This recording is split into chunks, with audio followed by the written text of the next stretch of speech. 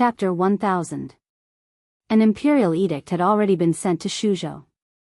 Shuzhou would become the fief of His Highness Jiang of Silla. In the future, all the financial and military affairs of Shuzhou would be decided by His Highness Jiang of Silla. They only needed to report it to the imperial court. The former provincial governor of Shuzhou was recalled by the imperial court, and the other assistant officials stayed. The new provincial governor would be appointed by His Highness Jiang of Silla. This almost made the whole of Shuzhou independent and had very little contact with the imperial court. It could be said to be a pioneering act that had never happened since the founding of the country. Of course, it was also unprecedented in the history of the Jing kingdom that a foreign minister could be conferred the title of king. Based on these 2 points, it could be seen that His Majesty trusted His Highness Jiang of Silla. Shuzhou had a new master, so the local officials naturally had to be more careful.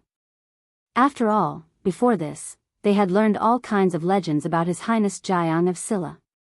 2 days ago, people from Jiang of Silla's mansion arrived in Shuzhou. These days, they had been waiting anxiously.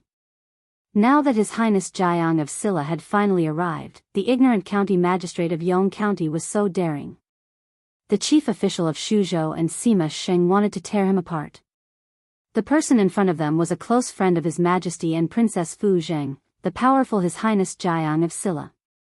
How could he frame Jiang of Silla as a bandit? Seize this criminal official for me. The chief official of Shuzhou turned around and said. Immediately, soldiers picked up County Magistrate Zhang, who had collapsed on the ground. Your Highness, please spare my life, please spare my life. County Magistrate Zhang wanted to kneel down, but he couldn't. He could only look at Jiang of Silla with desperate eyes and said loudly, Your Highness, please spare my life.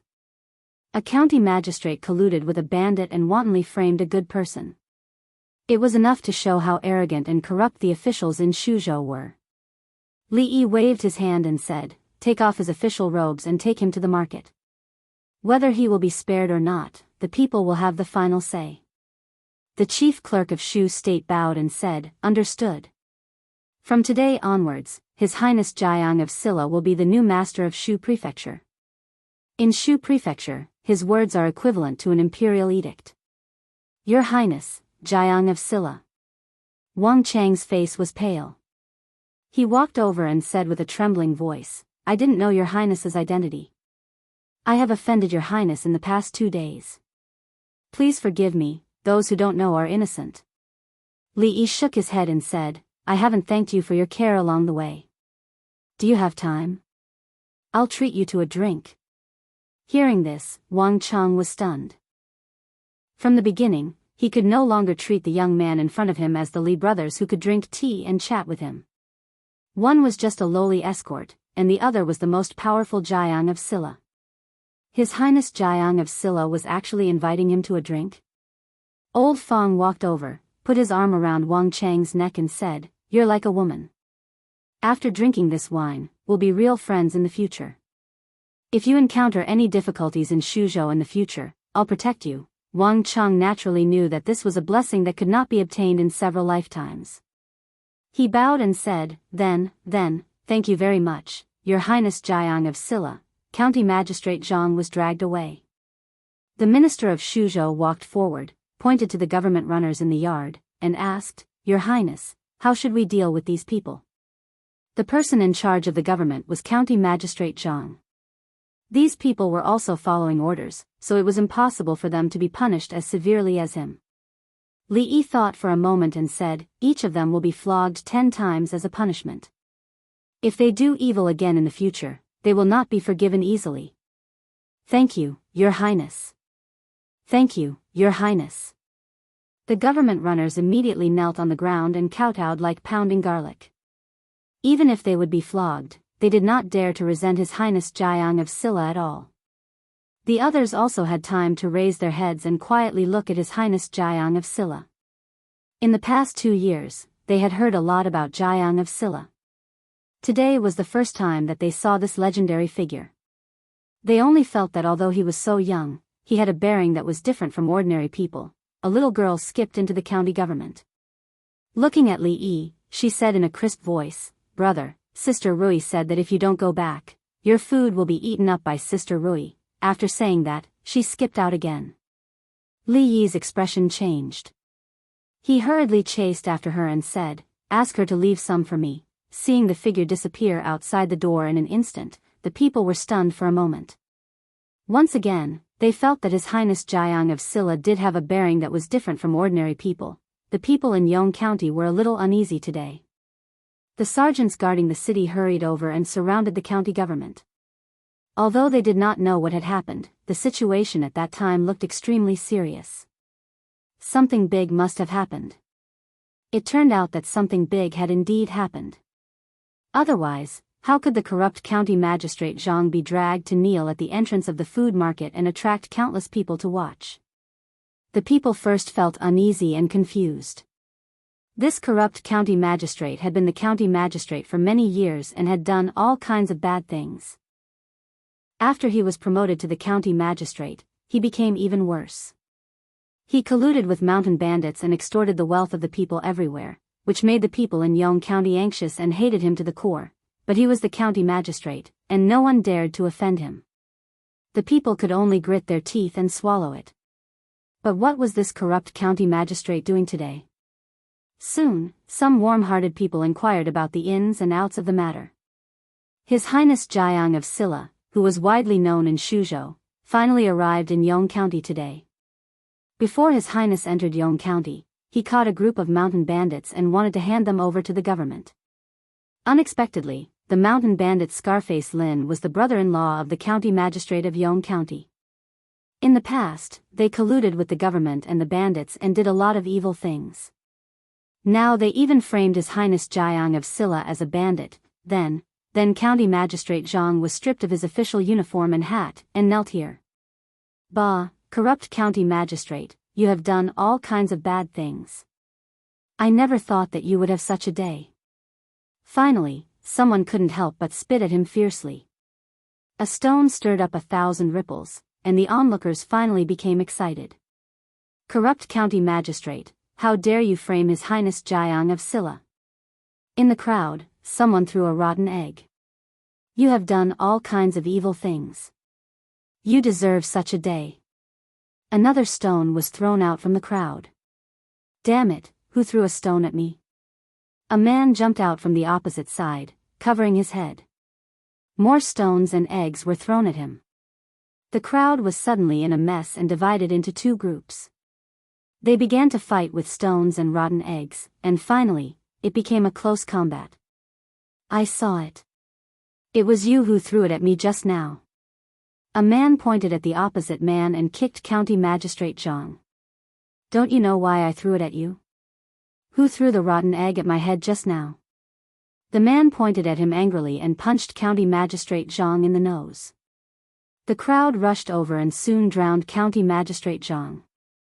Seeing that the situation was not good, the soldiers next to him immediately stepped forward to stop them. When County Magistrate Zhang was dragged out, his head was bleeding, his face was swollen, and he was out of breath. A man in armor changed his expression and immediately said, "Go and get a doctor." The former king of Shu's mansion was now the temporary mansion of Jiang of Silla. Since they had just arrived in Shuzhou, there were still many things to deal with. After eating, Li Yi did not delay for long. He met some senior managers who had stayed in Shuzhou in the past 2 years. "Your Highness, we have subdued almost all the bandits around us. If we go further in, there are still 2 more difficult to deal with. I am afraid that the loss will be too great, so I dare not act rashly." At this time, in front of Li Yi, a shiny bald head was shaking rhythmically. Li Yi nodded and said, "I know what you have done in the past 2 years. You have done a good job. As for the future, we will take our time to think about it." The bald head's face showed excitement and said, "Your Highness, this time we must kill them all." Wang Chang stood at the door in a daze, only feeling that the bald head inside was particularly familiar. He soon remembered where this sense of familiarity came from. Once when they were escorting a convoy, they encountered a large group of bandits. When the entire escort team was almost destroyed, it was this bald head who saved them. They were also bandits, but they were bandits who specialized in robbing bandits. This bald head appeared here, it seemed that he was a subordinate of His Highness Jiang of Silla, so, it turned out that His Highness Jiang of Silla did not lie to him. He suddenly felt that his mind was a little confused and needed to be sorted out. Chapter 1001. With our current strength, it's not impossible to unite all the forces in the fringe. But if we fight them head-on, many of our brothers will die. It's not worth it, the bald man named Wang Wei scratched his head. But if we don't expand, there won't be enough people to build roads, bridges, and houses. There's no need to rush. Li Yi patted his shoulder, gesturing for him to calm down. To resist foreign aggression, one must first pacify the internal affairs. One must take one step at a time, and one must eat one bite at a time. The most important thing at the moment was to put an end to the chaos in Shu province. The bandits in the fringe weren't the priority, but the bandits in Shu province that needed to be dealt with urgently. Because from this day onwards, the entire Shu province was his territory. A mountain can only accommodate one group of bandits. Which bandits would allow other bandits to behave atrociously in their territory? Wang Chang knocked on the door and walked in. He bowed and greeted, "Greetings, Your Highness Jiang of Silla." Li Yi waved his hand and said, "No need for formalities. Thank you for your hospitality, Your Highness." Wang Chang calmed himself down and said, "The delivery has not arrived yet. I'm here to bid farewell to Your Highness Jiang of Silla." Wang Wei looked at him and said in surprise, "Hey, have we met somewhere before?" "Thank you, hero, for saving our lives." Wang Chang bowed respectfully and said, 3 months ago, we encountered a group of bandits while escorting the delivery. If it wasn't for you, I'm afraid we wouldn't have survived until now. I seem to have some recollection." Wang Wei scratched his head. Recollection was just a courtesy.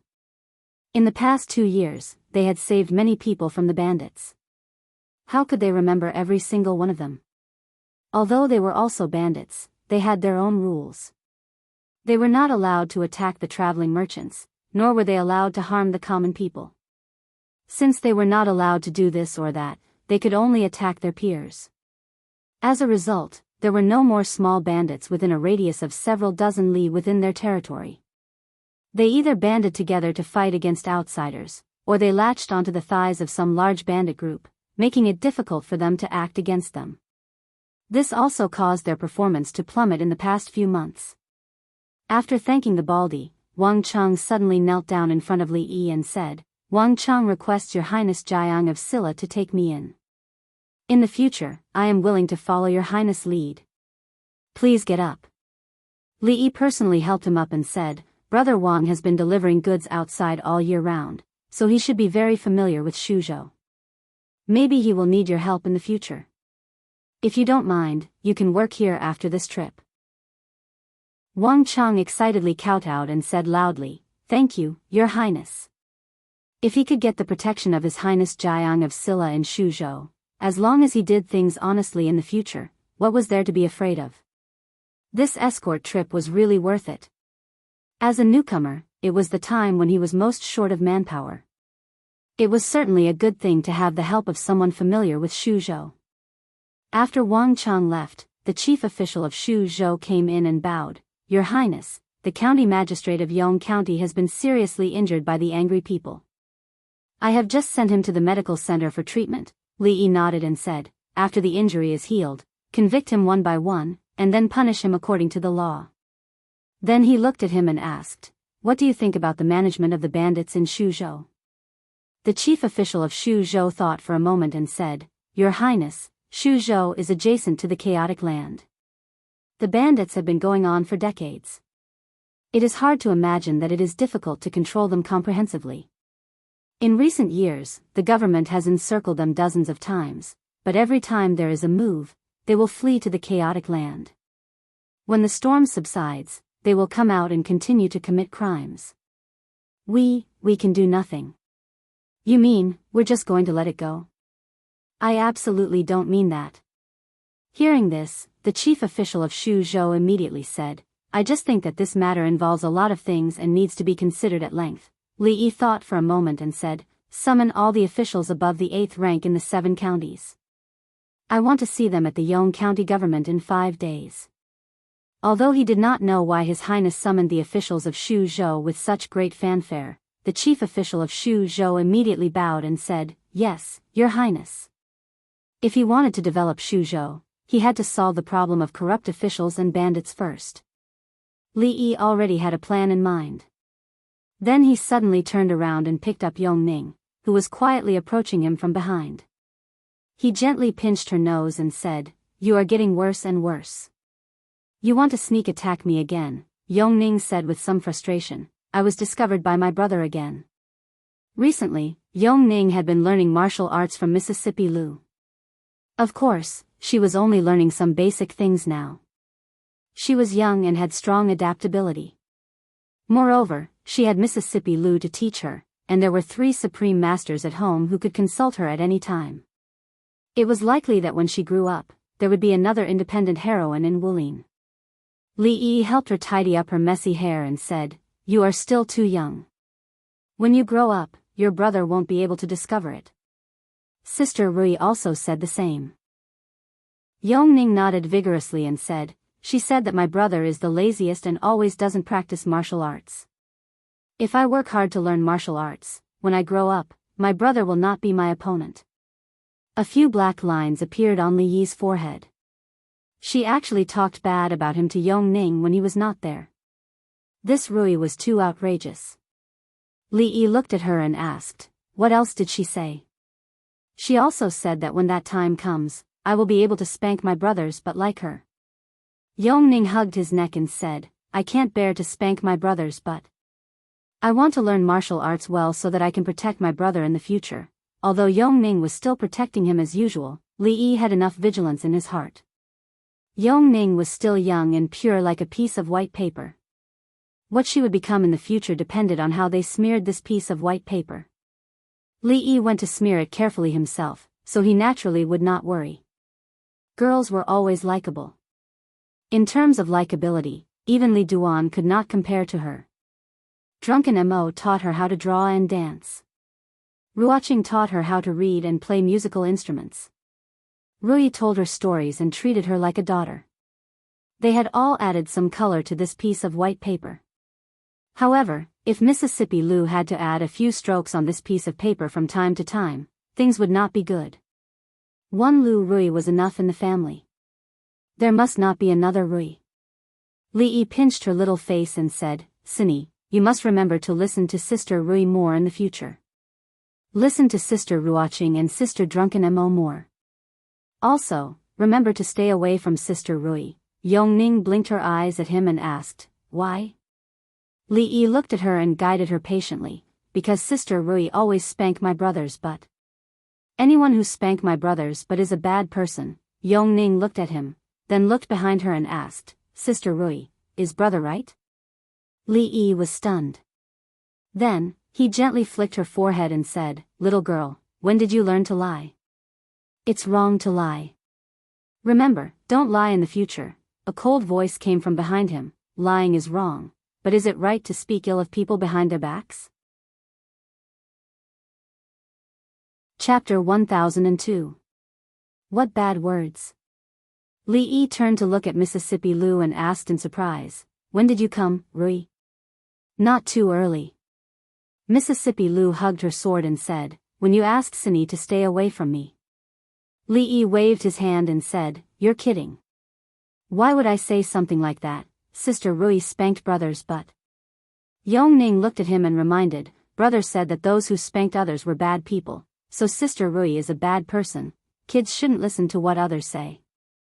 Li Yi looked at her and said seriously, "Spanking is a sign of affection and scolding is a sign of love. A family should love each other. If Cindy is disobedient, Sister Rui will spank Cindy's butt too. That's also a sign of love." Yong Ning immediately covered her butt and took a few steps back. She looked at Mississippi Lu and asked, "Then, Sister Rui spanked brothers but because he was disobedient?" Li Yi thought to himself that kids were so naive. Mississippi Lu spanked him not because he was disobedient, but because he asked for it. Yong Ning looked at Rui and said pitifully, "Cindy will be obedient. Sister Rui, please don't spank Cindy's butt, okay?" Spanking is a sign of affection and scolding is a sign of love? Mississippi Lou held her sword with one hand and held Li Yi's shoulder with the other. She said, "Let's go over there." "Let me love you." Li Yi wanted to move her hand away. He shook his head and said, "There's no need for that. I'm your brother-in-law." It's not good for others to see. No matter how much strength he used, the hand on his shoulder did not move at all. Mississippi Lou smiled and said, "You're welcome. We're a family, so we should love each other. Spanking is a sign of affection and scolding is a sign of love." Yong Ning stood where she was and watched the two of them enter another courtyard. She mumbled, "Is Sister Rui spanking brother because she loves him?" "Your sister Rui spanked your brothers but not because she loved your brother, but because your brother loved her." Fang, who was squatting at the door, shook his head and looked at her. "You're still young. You'll know these things when you grow up." While Mississippi Lou was doting on Li Yi in the courtyard, the chief officer of Shu province had just entered the provincial governor's mansion. Obviously, as soon as he arrived in Shuzhou, he encountered bandits and saw the collusion between the Yongzhou county magistrate and the bandits. His Highness Jiang of Silla was really angry, and he was determined to eliminate the bandits in Shuzhou. It was good that His Highness Jiang of Silla had such thoughts, but he had been in Shuzhou for many years. No one knew better than him how serious the bandits in Shuzhou were. Not to mention the fact that there were as many bandits as there were hairs on a cow, it would take a lot of manpower and resources to completely eliminate them. He also didn't know if the county magistrates could afford it. Just talking about the collusion between officials and bandits, the yamen was a den of bandits and a protective umbrella for some bandits. This was a huge obstacle to this matter. The various yamens in the 7 counties of Shuzhou were more or less involved in this kind of thing. When His Highness Jiang of Silla issued the decree, the people below responded passively for various reasons. Just like the previous times when they tried to suppress the bandits, it was impossible to achieve any results. His Highness Jiang of Silla would lose face if he failed to suppress the bandits. He might vent his anger on them. There was currently no provincial governor in Shuzhou. As the chief officer, he was temporarily in charge of all affairs. Naturally, he wanted to be promoted to a higher position. If he messed up this first task and angered Jiang of Silla, it would not be a good thing. Putting aside the success of suppressing the bandits for the time being, Her Highness had ordered that all officials of the 7th and 8th rank and above should appear in the Yong County government 5 days later. He had to handle this matter properly. As soon as he entered the magistrate's office, he ordered the advisor who came to greet him, "Send someone to send a message to the other 6 districts immediately. Inform all officials above rank 8 to appear in the Yong County magistrate's office within 4 days. This is an order from King Jing. Anyone who disobeys will be severely punished." The advisor immediately nodded. "Yes, Your Excellency. I will arrange it immediately." In addition to Yong County, there were 6 other counties under the jurisdiction of Shu Province. Because of their remote location, the areas of these counties were much larger than ordinary counties. However, if one rode a fast horse from Yong County to the farthest county, Ji County, it would take them a day to get there. Ji County Yamen. The magistrate of Ji County had just sent off the messenger from Yong County. When he walked back to the yamen, his expression was a little ugly. This Jiang of Silla had only arrived in Shuzhou for a day. Why did he want to summon everyone? What was he planning? He had just asked the messenger indirectly. This time, Jiang of Silla had summoned all the officials of the 8th rank and above from the 7 counties to discuss the suppression of the bandits.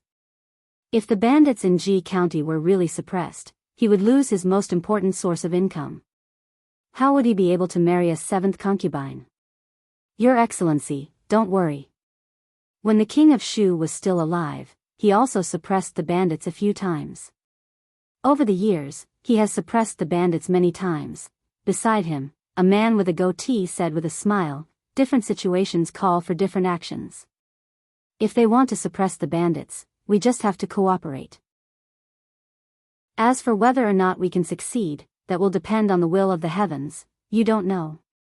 The magistrate of Ji County shook his head and said, "This Jiang of Silla is not an ordinary person. It's best to be careful. Send someone to tell Lu Huzi to stay put for the time being.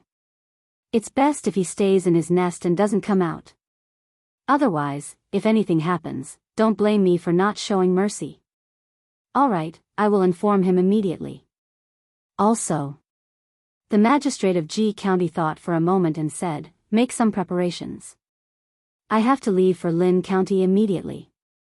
This time, I still have to discuss this with Huang. I will send someone to inform Magistrate Huang first. Go. In a forest somewhere in G County, more than a dozen thatched cottages were scattered in picturesque disorder. At this moment, in an empty space in front of the thatched cottages, a man with a big beard looked at his subordinates opposite him and frowned. Look at how scared you all are. It's just a few words from outside, and you're already so scared. How much money has that Wei guy taken from us all these years? If we're done for, he'll be done for too. Would he dare to suppress us? But big brother, I heard that this time, the authorities are serious. Put your hearts back in your stomachs. We're in the same boat as that Wei guy. Instead of worrying about the authorities suppressing the bandits, we might as well worry about encountering those Baldies again. At the mention of Baldies, some people's faces immediately turned pale. When it came to suppressing bandits, they should be the ones who should be suppressed the most. They were a bunch of immoral beasts. They had no bottom line, so much so that they even robbed their peers. Robbing them once was not enough, and they could still find them even after they moved 3 times.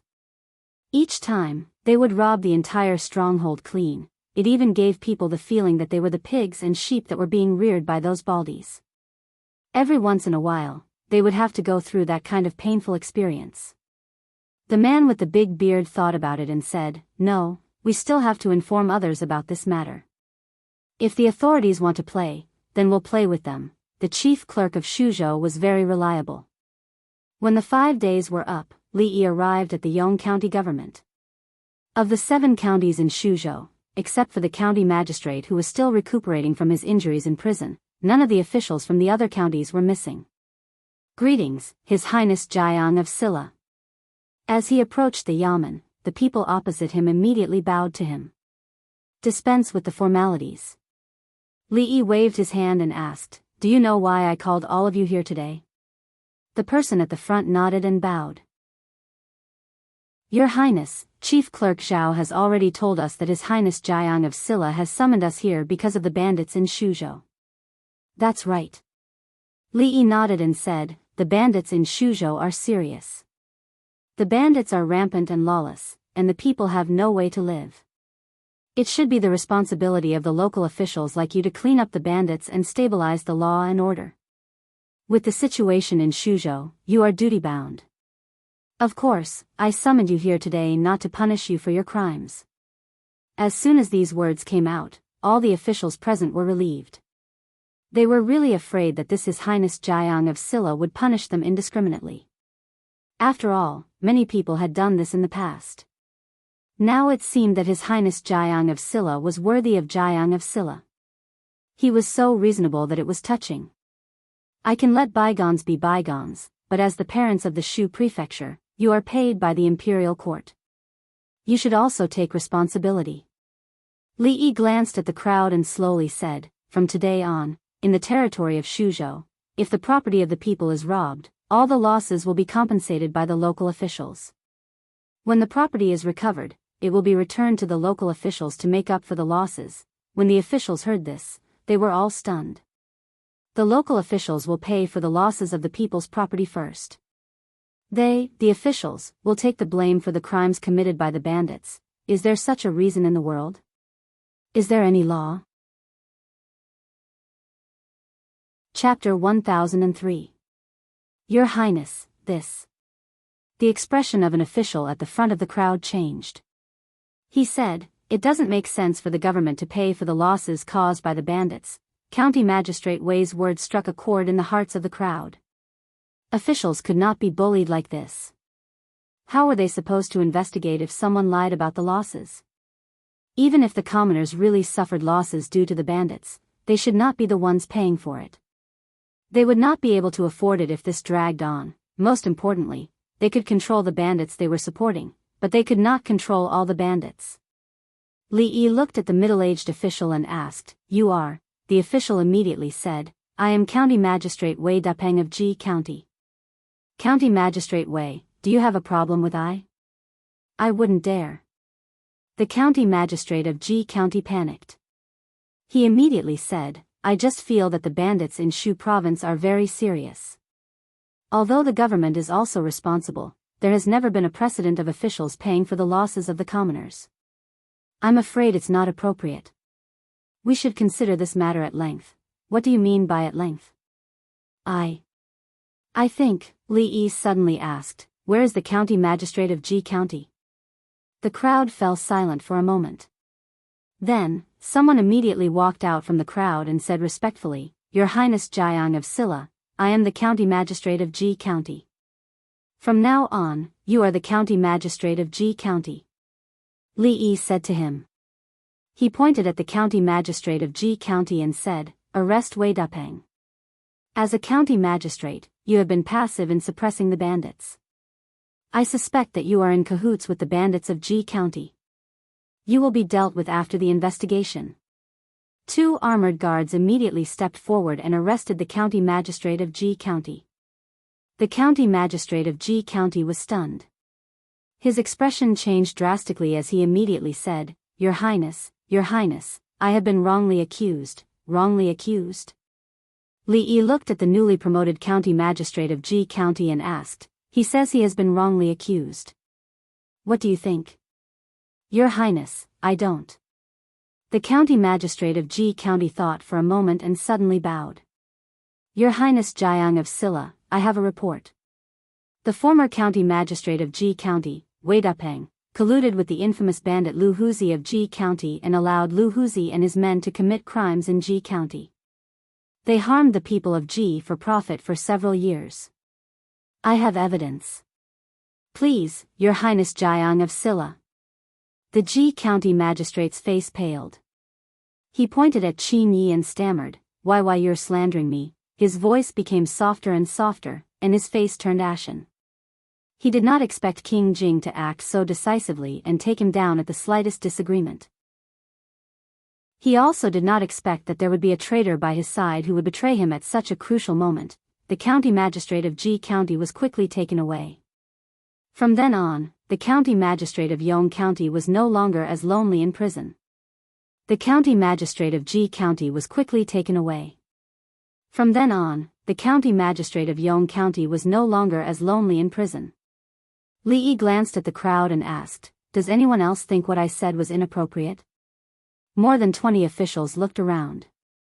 After a moment, they bowed at the same time and said in unison, "Your Highness is wise." The County Magistrate of Ji County had only spoken the truth, but he had been stripped of his official hat and thrown into prison. Who would dare to say anything else? Who would dare to object? Jiang of Silla was obviously not as kind as he looked. He had only been in Shuzhou for a few days, and 2 county magistrates had already been taken down. Who knew if they would be next? Li Yi shook his head and said, "It's okay. If there are any problems, we can discuss them together. Only with discussion can we make progress. Speak freely. I won't blame you." One of the officials thought for a moment and carefully stepped forward. He said, "Your Highness Jiang of Silla, you are, I." The official subconsciously wanted to answer, but he seemed to have thought of something. His expression changed, and he suddenly clutched his stomach. He said, "I have an unbearable stomach ache. Can I go to the toilet first? People have 3 urgent needs." "Go." Li Yi waved his hand and said, "Does anyone else have any objections?" The crowd was silent. If it had not been for what had happened just now, they might have thought that His Highness Jiang of Silla was reasonable and open-minded. But now, they would not fall for such a clumsy trap unless there was something wrong with their brains. One of the officials smiled and said, "Your Highness is wise. I admire you. I have no other objections." Bootlicker, disgusting. Behind him, a person looked at him with an extremely disdainful gaze. The person walked forward and bowed, "Your Highness's plan is flawless. This lowly official's admiration for your highness is like a surging river, unending. I have no objections. I have no objections either. Since no one has any objections, then this matter is settled. Li Yi looked at them and said, you go back to your districts immediately. I will inform you in 2 days as to how to suppress the bandits. Seeing His Highness Jiang of Silla walking out of the county office, the crowd let out a long sigh of relief. An official suddenly turned around and looked at another person with a bright smile on his face. He said, Magistrate Zhang, we have been colleagues for so long and haven't had a good gathering. Why don't we go back together? I will hold a banquet at Spring Fragrance House tonight, Magistrate Fong. We haven't had a drink together for a long time. Let's have a good drink today, Lord Go. It's my fault for offending you in the past. I will hold a banquet at home tomorrow. You must do me the honor. On the way back, Fong asked with a puzzled face, Young master, there are not many good people among these officials. Why don't you kill them all? Why keep them alive? When Fong was smart, he was like a fox who could see through the world and experience the vicissitudes of life. When he was stupid, he was like a stupid fox. When they first arrived in Shuzhou, the biggest problem they faced was that there was no one they could use. To replace all the officials in Shuzhou was a simple matter for him. But after replacing them, would he let Fong be the county magistrate? These people could pass through layers of selection in the imperial examination and sit in the position of county magistrate. Which one of them did not have some real ability? Moreover, they had been in Shuzhou for many years. No one knew everything about Shuzhou better than them, and no one was more suitable to sit in this position than them. Of course, the premise was that they were obedient. This time, the removal of the county magistrates of Yong County and Ji County should give them peace for a while. In the future, things could be done step by step. They could not be rushed. He looked back at Fong and said, Go get Wang Wei for me. Not long after, a bald head appeared in front of Li Yi. Wang Wei scratched his head and asked expectantly, Your Highness, what can I do for you? Don't you need people to repair roads and build houses? Li Yi thought for a moment and said, Put the matter of the fringe aside for now.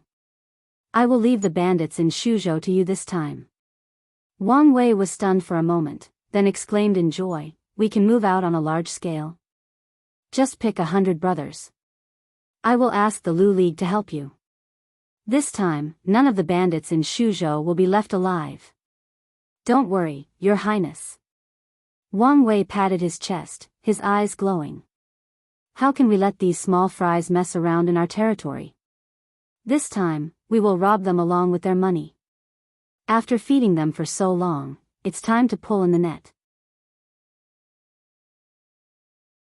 Chapter 1004. The county magistrate of Yong County was convicted of colluding with bandits, taking bribes, misappropriating public funds for personal use, and accepting bribes, a total of 18 crimes. He was dismissed from his post, his property confiscated, and sentenced to exile. The county magistrate of Ji County allowed bandits to commit crimes and colluded with officials and bandits. He was also dismissed from his post and detained. His fate would not be any better than that of the county magistrate of Yong County. As soon as the news spread, many people in the 2 counties applauded and cheered.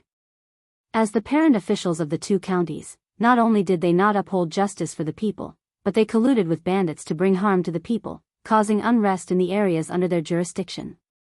The people were full of complaints. They only had themselves to blame for what happened today. It was also what the people of the 2 counties had been looking forward to for a long time. All of this was thanks to His Highness Jiang of Silla, who had just arrived in Shuzhou not long ago. As soon as he arrived in Shuzhou, he arrested 2 corrupt officials in a thunderous manner. He also strictly ordered the local authorities to arrest bandits and maintain law and order, returning Shuzhou to a clear and bright sky. In just 2 short incidents, he had won the love and support of the people of Shuzhou in a very short period of time. Compared to the king of Shu who only knew how to plunder the wealth of the people and harm the people, Jiang of Silla was undoubtedly thousands of times better. Even when comparing the 2 of them, people would feel that it was an insult to His Highness Jiang of Silla. They were both kings, but why was there such a huge difference between them? They had been looking forward to such a wise ruler for many years. Their days in the future should be much better. The people were in a good mood, and their faces were full of smiles. During their leisure time, the topic of conversation would always be His Highness Jiang of Silla, who was praised by countless people. It was said that he was handsome and had a jade-like appearance. He was one of the most handsome men in the world. It was said that he was brilliant in literature and could speak eloquently. He was recognized as the #1 scholar in the Jing kingdom. It was said that he was skilled in martial arts and was a hero of the world who was skilled in both literature and martial arts. He was refined, humble, and wise. When dealing with bad people, he was decisive, resolute, and merciless. He was His Highness Jiang of Silla. He was such a noble and pure person. In the private courtyard, Li Yi held Ruoqing's waist and said, "Move a little more." "Yes, yes, just like that." Ruoqing's face was red as she bit her rosy lips. The numbness coming from her waist made it difficult for her to calm down. Correcting Ruoqing's movements, he walked over and patted drunk Mo's butt, saying, "You need to perk up a little more here. Practicing martial arts is just like you guys dancing. In addition to practicality, you also pay great attention to aesthetics." Drunk Ink was not as reserved as Ruoqing. When no one was paying attention, she pinched his waist, rolled her eyes at him, and ran to Ruoqing's side. Although he hadn't been able to give her a formal wedding ceremony, they were only one step away from each other. After the new mansion was renovated, it would be time to return what he owed her. Everyone in the Li family practiced martial arts now. Of course, it was different from Mississippi Lu's original intention to pursue the end of martial arts. Yongning wanted to learn martial arts well so that she could protect him in the future. Drunk Mo and Ruoqing wanted to practice martial arts because they heard that practicing that kind of martial arts could delay aging and maintain eternal youth. Few women could resist the temptation of these words. Of course, Li Yi also hoped that they could learn a little martial arts. On the one hand, they could protect themselves, and on the other hand, they could strengthen their bodies and prolong their lives. Their bodies were weak, and he did not expect them to practice martial arts well like Mississippi Lu to bully him every day. As long as they could have some ability to protect themselves and strengthen their physique, Li Yi would be satisfied. Walking to Mississippi Lu's side, he had just raised his hand when she looked over. Li Yi immediately waved his hand and said, "Rui, your movements are very standard. There's no need to correct me at all." Yongning's horse stance was already very stable. She was still at the stage of practicing the basic skills, so her movements were not very standard. Li Yi stood opposite her, made a standard horse stance, and said, "Look, horse stance, like me. What do you mean like you? Don't lead the children astray." Mississippi Lu walked over from behind, pressed his shoulder, and kicked his butt, saying, "Press your butt down a little more, a little more." Li Yi rubbed his butt and whispered, "Can you be gentler, gentler?" Mississippi Lu looked at him and said, "Why don't we go to the yard next door, and you tell me how to be gentle?" It was better not to go to the yard next door. It was a public place, and people would gossip if they saw it. More importantly, he could not bear Mississippi Lu's gentleness and love. Li Yi shook his head, looked at Yongning, and said, "Remember, you have to listen to Sister Rui. Press down a little more." In a small yard, Third Miss Chen poured a cup of tea for him and asked softly, "How are things going recently?" Li Yi nodded and said, "Everything is going well. Some things can't be rushed, so let's take one step at a time." Beating corrupt officials and eliminating bandits was the first step to governing Shuzhou. The fall of the two county magistrates of Yong County and Ji County served as a warning to others. All the government offices in Shuzhou were extremely responsible and serious about suppressing bandits. In a short period of time, the suppression of bandits had achieved remarkable results. A large part of the reason was that the government had gone from indulging the bandits to not indulging them, so a large number of bandits no longer dared to act rashly. In other words, the so-called government and bandits could all be easily dealt with in this way. What came next could not be rushed. The bandits had to be eliminated bit by bit, so they just had to wait patiently. It was just that there were too many chores that needed to be taken care of every day. Everything in Shuzhou required his approval, and he was even busier than when he was in the capital. This was not what he wanted. The position of provincial governor of Shuzhou could not be left empty. He needed to find a capable person to take it, but the problem was that he did not have anyone under him who could be qualified to be a provincial governor. Should he ask Li Xian to send a reliable person over when he wrote a letter next month? Lift your foot. Chen Chong held a broom in his hand and swept along the way. He glanced at Li Yi and said indifferently. The third mistress did not ask him to arrange too many servants here. Even the dignified Chen Chong now had to occasionally do some sweeping and desk work. You have done well on this matter. Chen Chong said casually as he swept. Most of the bandits in Shuzhou are raised by the government. As long as the government does not condone them, half of the bandits will be gone. He swept his gaze over Li Yi's feet and said, however, there are still some rules that are not perfect. There have already been a few cases of merchants making false reports of losses. If we do not do anything about it and hold on to the government, it will cause the officials in Shuzhou to panic and have the opposite effect. Li Yi took a sip of tea and asked with interest, then what do you think we should do? After this incident, the collusion between the government and bandits will no longer exist. We should focus on eliminating the remaining bandits. The officials in Shuzhou cannot bear any more pressure. We should focus on appeasing them. It is impossible that you do not understand the principle of having a stick in one hand and a jujube in the other. And then? When you said govern just now, you have to govern as well as manage. Shuzhou is located in a remote area and is relatively far from the capital, but it is a rare commercial center. Countless merchants from many countries pass through this place. It is a pity that the officials in Shuzhou are blinded by some small profits. Anything else? Its geographical location is blessed by the heavens. If we can eliminate the bandits in Shuzhou, clean up the government, and have a long-term vision, attract merchants from all countries to come here, encourage the people to focus on agriculture and promote production. In at most a decade, this place will become the second capital. Li Yi put down his teacup and looked at Chen Chong as if he was looking at a piece of gold covered in dust. As expected, an old fox was an old fox. For him to be able to get to this position, he definitely did not rely on pulling strings. When he thought of this, he realized that Chen Qing from the Qin clan was definitely not someone who was easy to deal with.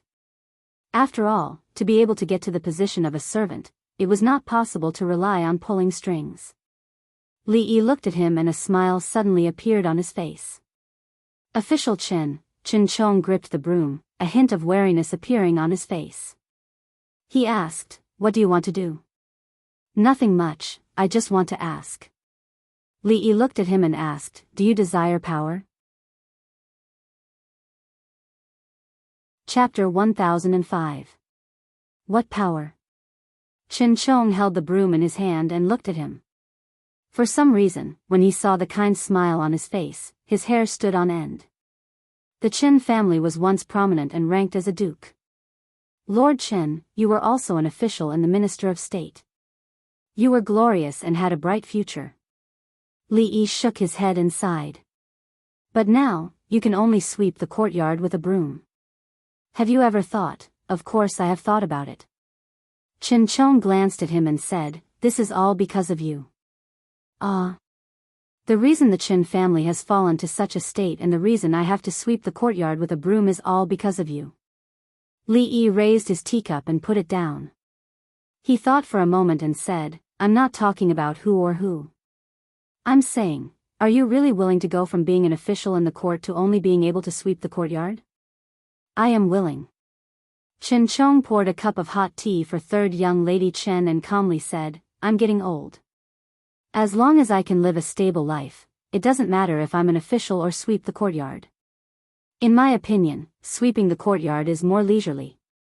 Not thinking about progress, he was not thinking about progress at all. In any case, he had come from the House of Duke and had sat in one of the most popular positions in the court. At his age, his career path was the smoothest and his future was the brightest. He should be the most ambitious and ambitious. Dong Wenyun had already reached the position of Prime Minister at his age, and yet he only thought about sweeping the courtyard? He only wanted to be leisurely. Degenerate. Although life is full of ups and downs, we cannot forget to struggle. Old steeds are still in the stable and have great ambitions. Martyrs in their twilight years still have great ambitions.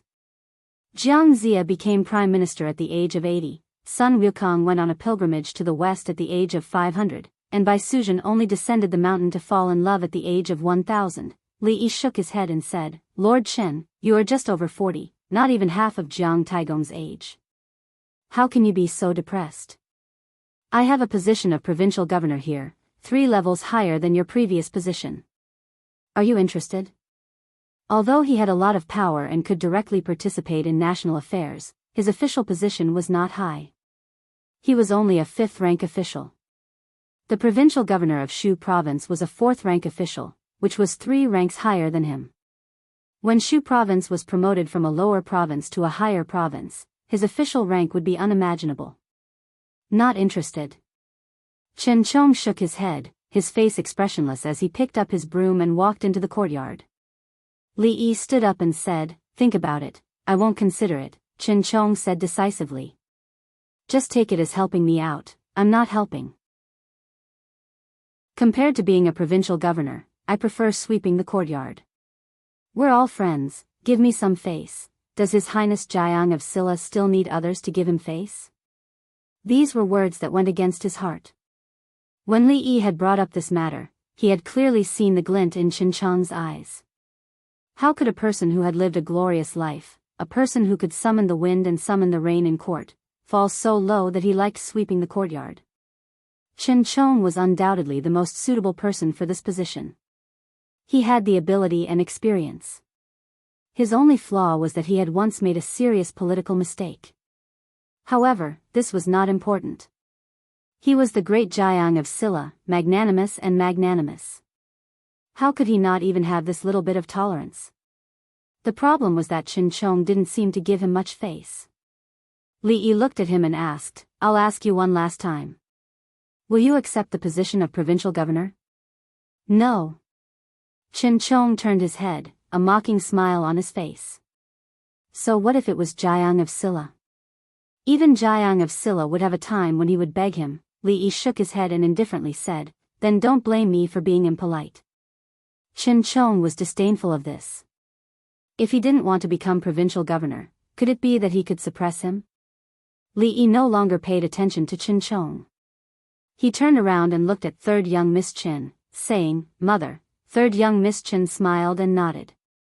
She raised her head to look at Chen Chong and gently said, 2nd brother, Lord Chen, Provincial Governor Chen, I'll go back and issue a decree. You can take up your post tomorrow. On the issue of Shuzhou, Li Xian had given him a lot of freedom. From the position of provincial governor to that of local officials, he didn't need to go through the procedures of the Ministry of Personnel. He looked at the broom in Chen Chong's hand and said, of course, if you like sweeping, you can continue this hobby after you become provincial governor. No one will stop you. See you later. Li Yi waved at him again and walked out of the courtyard. Chen Chong threw down the broom and walked to sit beside 3rd young Miss Chen. He poured himself a cup of tea and gulped it down. He said with some dissatisfaction, Miao Yu, you spoil him too much. 3rd young Miss Chen smiled and said, if I don't say anything, how can 2nd brother find a way out of this embarrassing situation? Chen Chong's face turned red. Miao Yu, what do you mean by that? Nothing. I'm going to take up my post tomorrow. 2nd brother should make some preparations. She stood up with a smile and said, I'm going to see my precious grandson.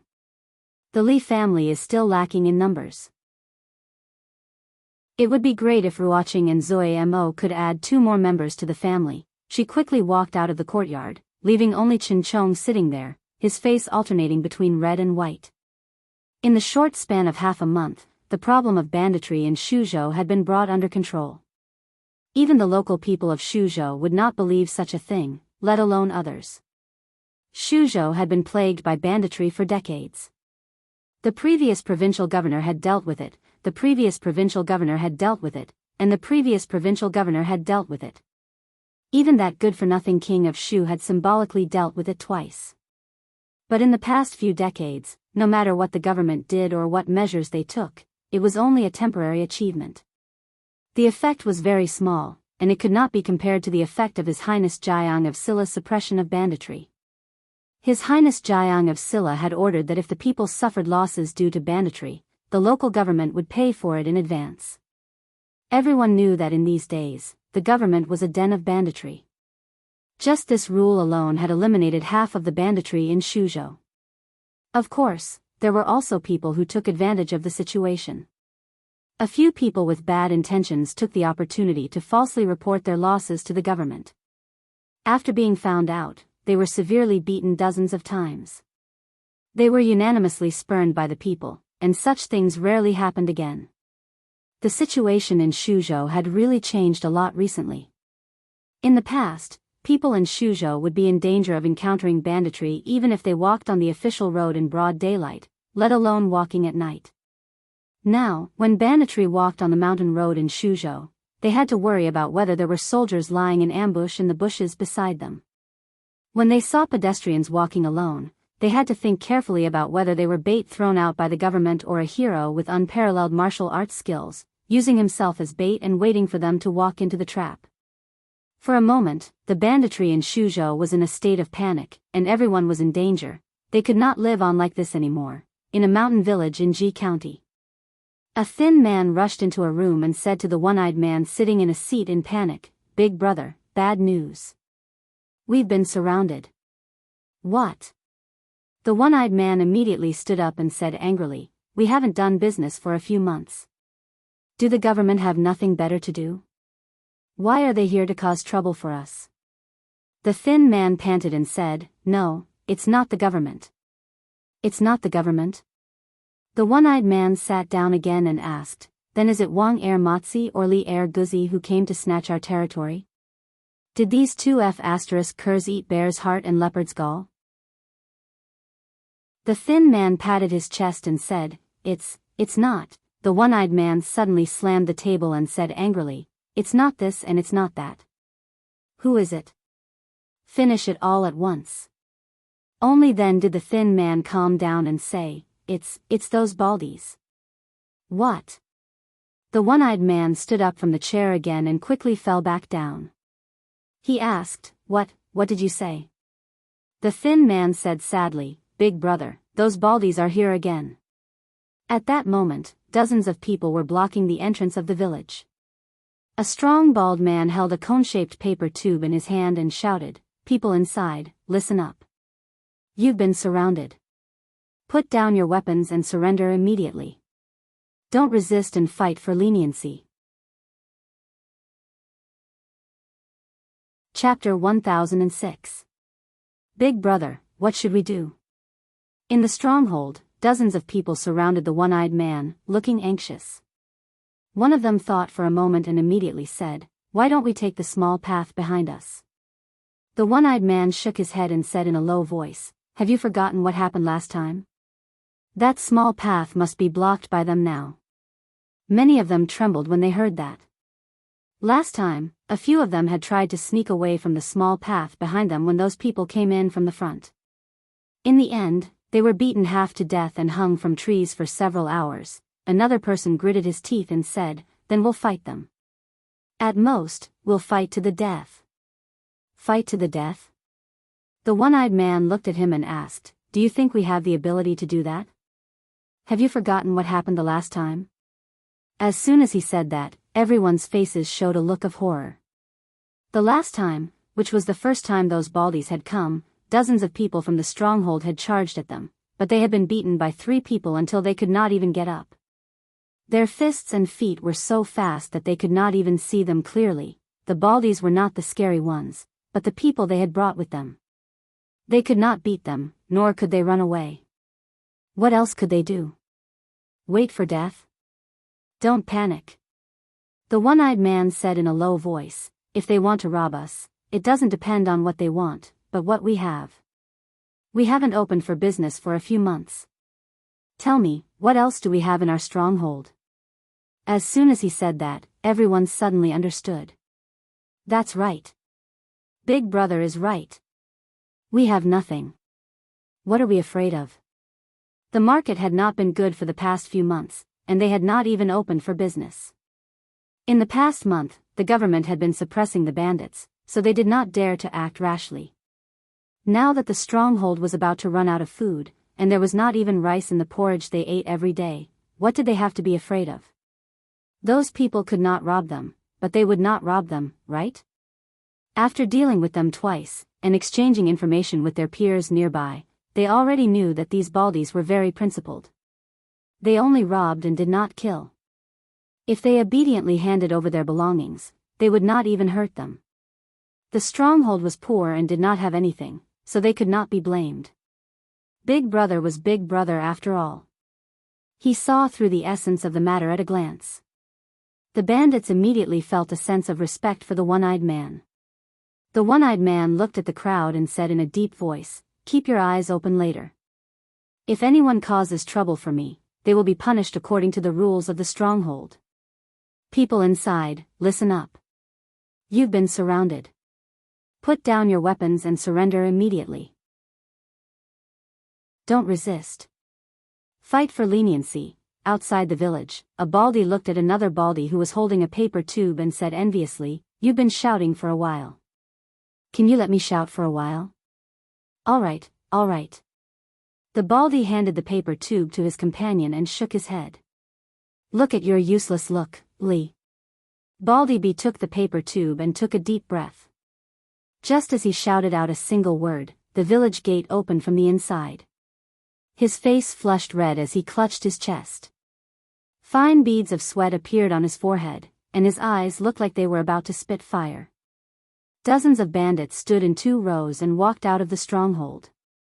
The one-eyed man who was walking in front turned his head and looked behind him. Everyone immediately bowed and said loudly, "Greetings, big brothers." The one-eyed man walked in front of the Baldy who was holding the paper tube and said respectfully, "Heroes have arrived. Please come in." Although they came here to look for trouble, they couldn't hit a smiling person. This person was smiling so brightly. No matter how unhappy he was and how sullen he couldn't make things difficult for him at this time.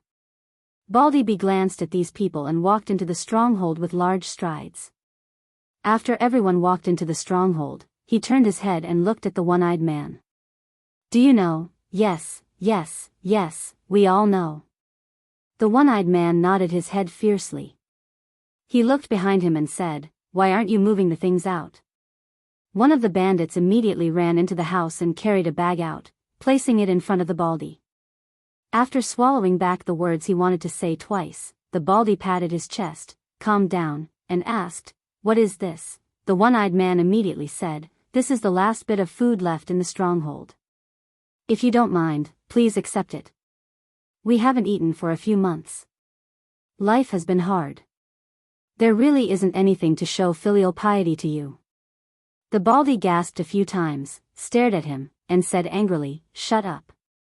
From now on, you are not allowed to speak." "Why?" The one-eyed man wanted to ask why, but when he saw the Baldy start to turn around and draw his sword, he immediately shut his mouth. At this moment, there were already a few people who came back from patrolling the stronghold. They shook their heads and said, "There really isn't anything. There isn't anything." The Baldy narrowed his eyes at the one-eyed man and said, "Don't we still have them?" Seeing the Baldy's lecherous gaze, the one-eyed man's heart skipped a beat and he subconsciously covered his butt. "Big brother," he only said 2 words, and the Baldy stared at his mouth with an unfriendly gaze. The one-eyed man was stunned, and the expression on his face became even more horrified. He quickly retracted his hand that was covering his butt and quickly covered his mouth. "Take them away." The Baldy waved his hand. Immediately, someone walked forward and tied up all the bandits, including the one-eyed man, with ropes. The Baldy looked back at them and said, "It doesn't matter if you've taken the wrong path. If you turn over a new leaf in the future, you will still have a chance to turn over a new leaf." He walked out of the house, turned back and said, "Move to the next hill." The results of the bandit extermination in Shuzhou were gratifying. The speed and thoroughness of the extermination were unprecedented. Within 2 months, there were no traces of bandits within the borders of Shu province. It was as if the bandits had vanished into thin air, never to be seen by the people again. Some said that they had forsaken evil for good. Some said that they were driven deep into the mountains to be fed to the wolves. Some even said that they had escaped to the fringe and reclaimed their territory. No matter what happened to them, ever since the founding of the Jing kingdom, the banditry that had plagued Shu state for decades had finally been completely eradicated. When he first arrived in Shu state, His Royal Highness King Jing, who was deeply loved and respected by the people, strictly enforced the governance of the officials and eliminated the bandits. He single-handedly opened the curtains to a new era. Deep in the fringe, in a mountain somewhere, dozens of houses were scattered all over the place. A man hurriedly ran into one of the houses and said in a panic, "Your Highness, bad news. Bad news." Inside the house, two men were chatting and drinking. The man on the left frowned and looked at him, asking, "What's the matter?" "Your Highness, the people we left in Shuzhou have all been uprooted by the authorities. Not a single one is left." "What?" The man stood up abruptly and blurted out, "How is that possible? Did they find out?" Although he had escaped from Shuzhou back then, he had still left a backup plan there. Many of his subordinates had disguised themselves as bandits, and other than a few trusted aides, no one else knew about this. There were as many bandits in Shuzhou as there were hairs on a cow. How could those people be eliminated? "I don't think so." The servant shook his head and said, "This subordinate has also just found out that the 7 counties of Shuzhou have carried out a thorough bandit extermination a few days ago. In just 2 short months, almost all of the bandits in Shuzhou have been wiped out." "Really?" The man was puzzled. He then turned to look at the man beside him. The man was also puzzled. He murmured, "Impossible. It's impossible that no one reported such a major event." The man looked at him and asked, "When was the last time you came into contact with the believers in Shuzhou?" 3 months ago, the man replied.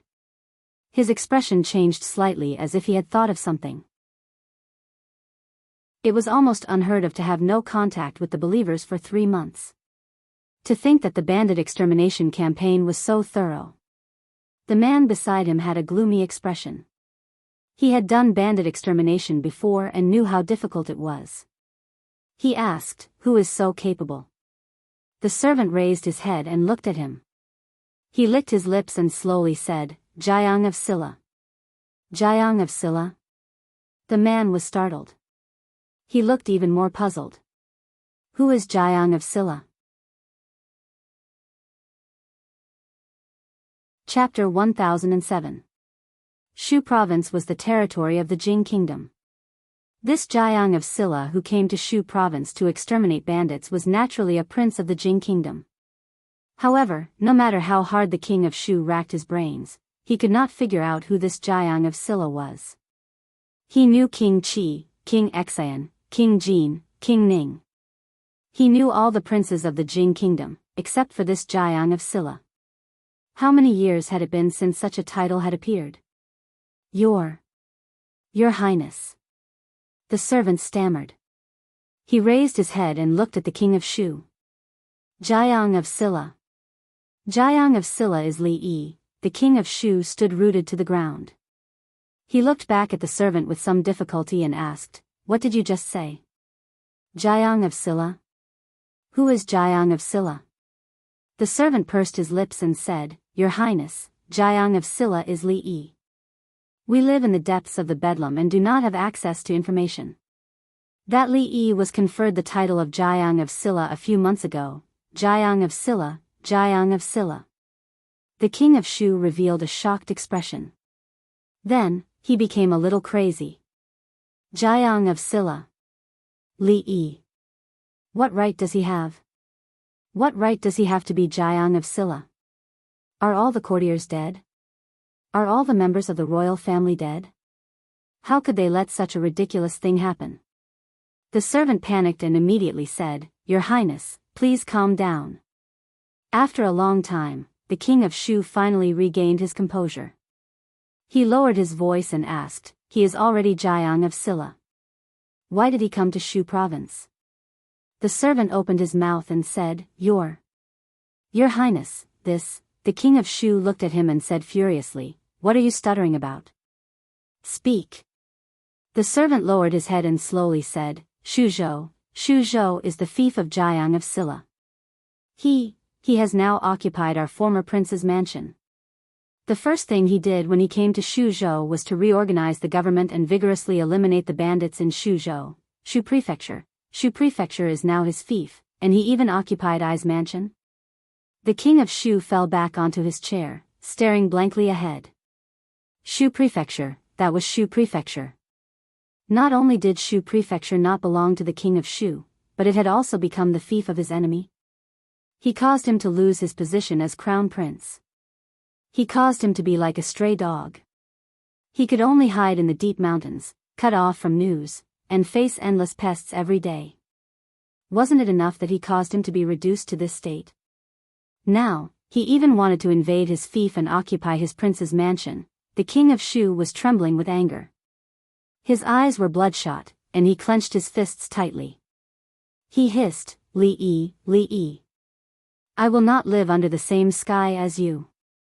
Your Highness, I still have some matters to deal with in the church. I'll be leaving first.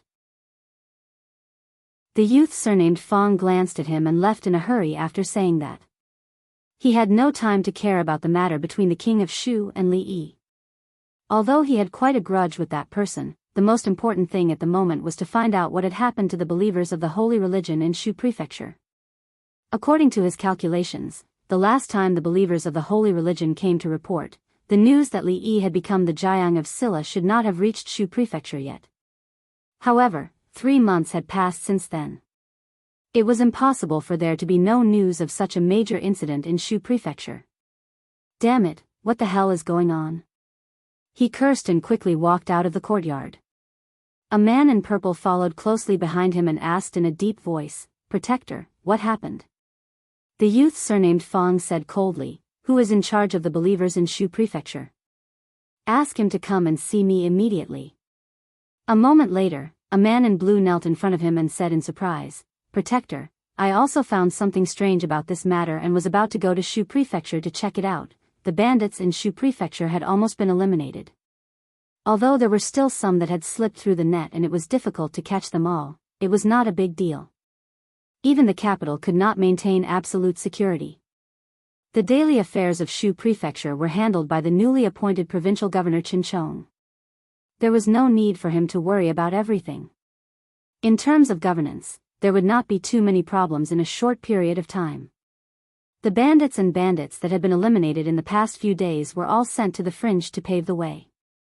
According to Li Yi's plan, he wanted to completely open up a trade route in the fringe. The Qi kingdom suppressed trade. If the merchants traveling between the two countries passed through the prefectures, they would have to pay exorbitant taxes and various fees every time they reached a destination. It was enough to make them lose all their money. That was why so many merchants were willing to take the risk to pass through the fringe instead of using the official roads of the Qi kingdom. Of course, the premise of all this was to completely solve the problem of chaos in the fringe.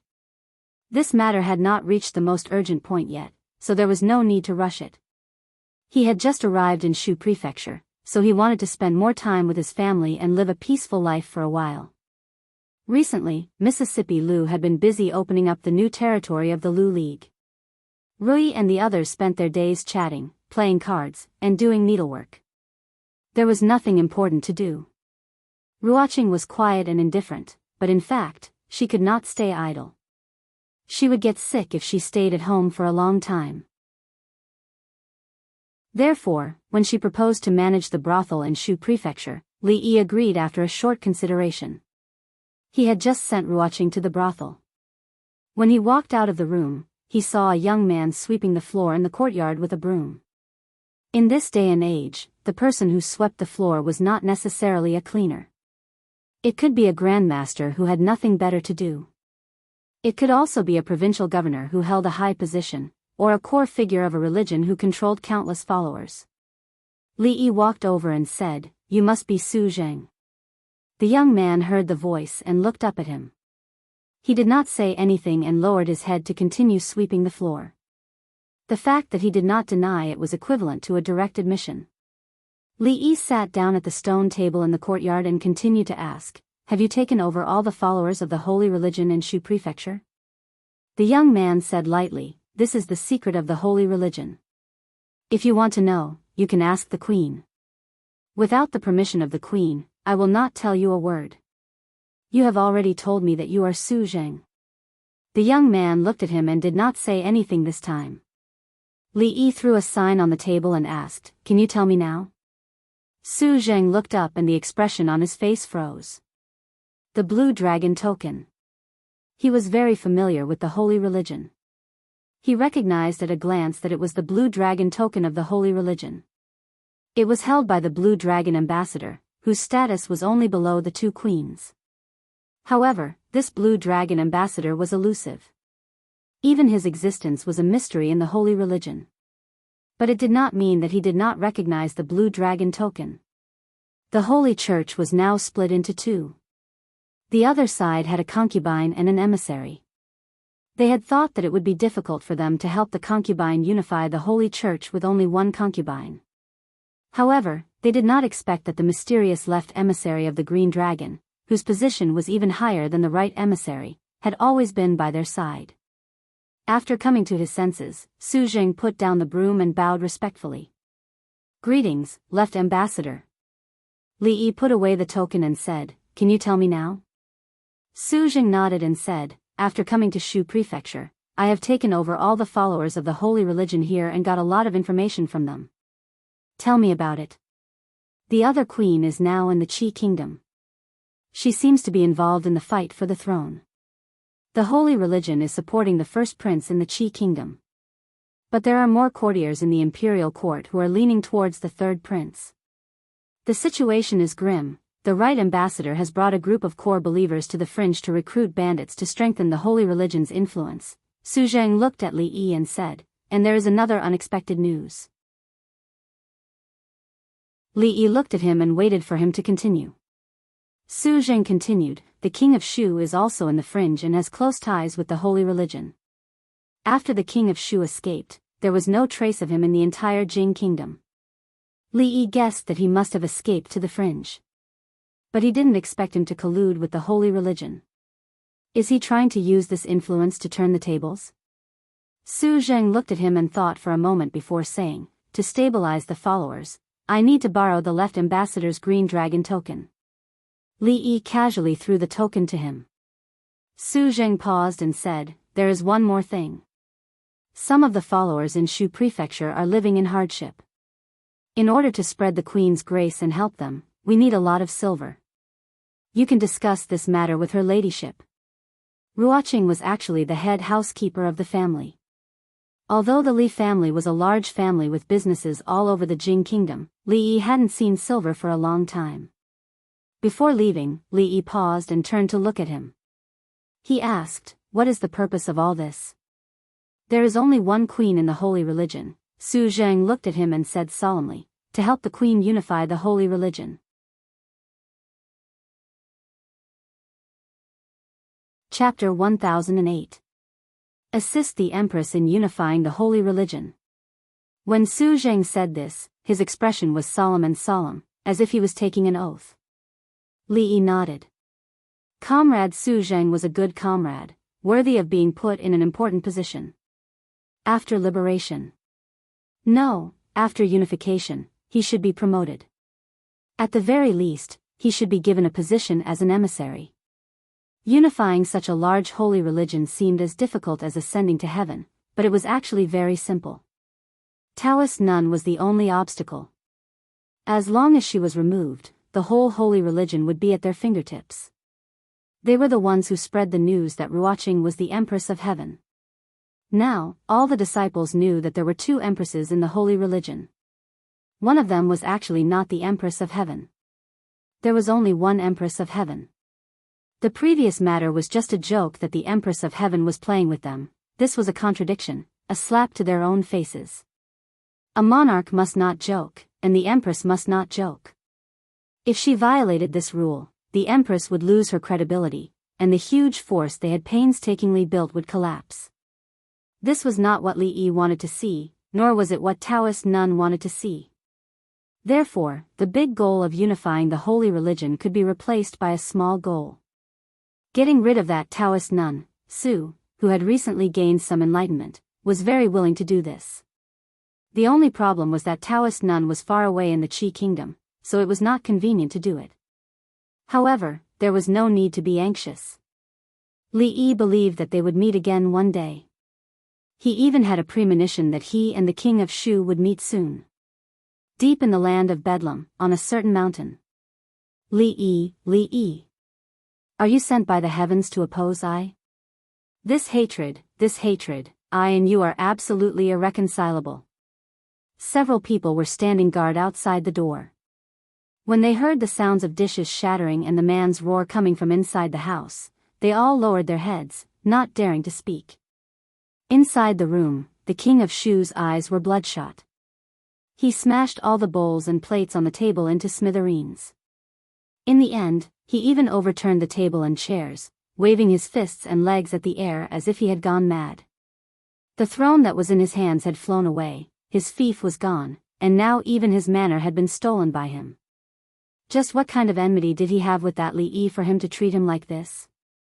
When he had just arrived in the capital, he had even treated him to a meal.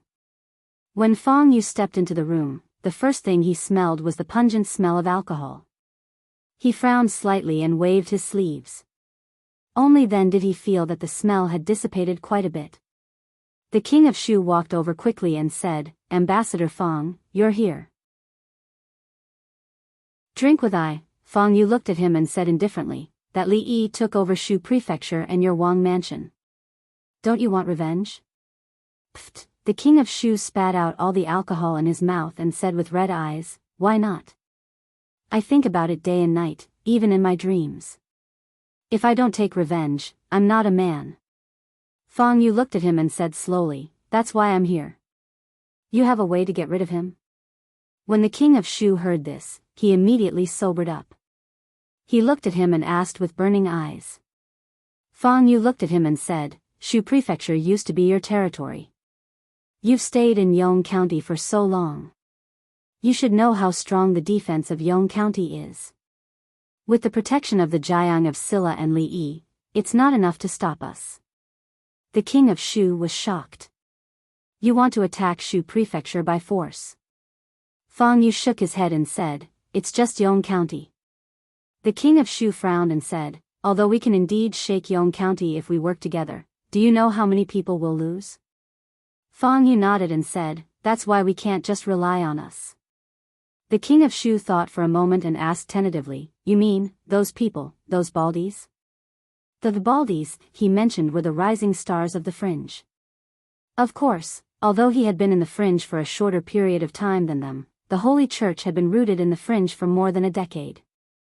In just 2 years, those people had swept away all the bandits in a radius of dozens of miles. Now, even the forces of the holy religion in the fringe were no match for them. Of course, it wasn't that their strength was completely useless to them.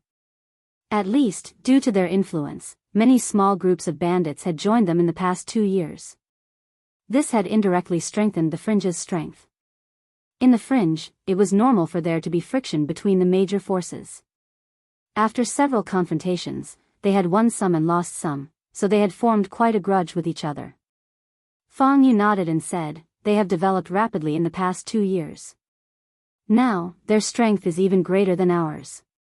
If they are willing to help us, it won't take much effort to take down a mere Yong County."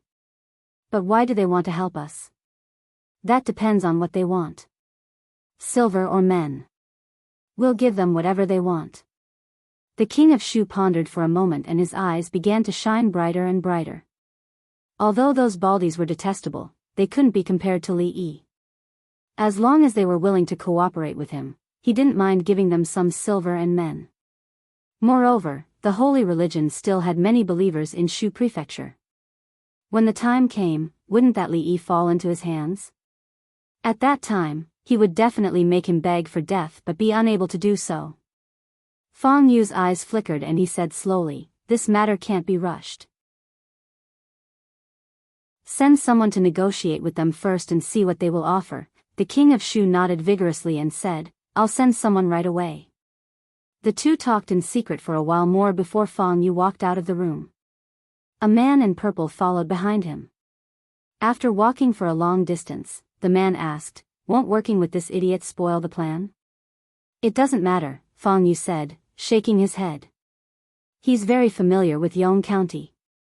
Perhaps he'll be of great use when the time comes. However, the most important thing is those people. Go there and negotiate with them." The man in purple nodded and said, "I understand." Fang Yu looked up at the layers of mountains, and a trace of darkness appeared between his brows.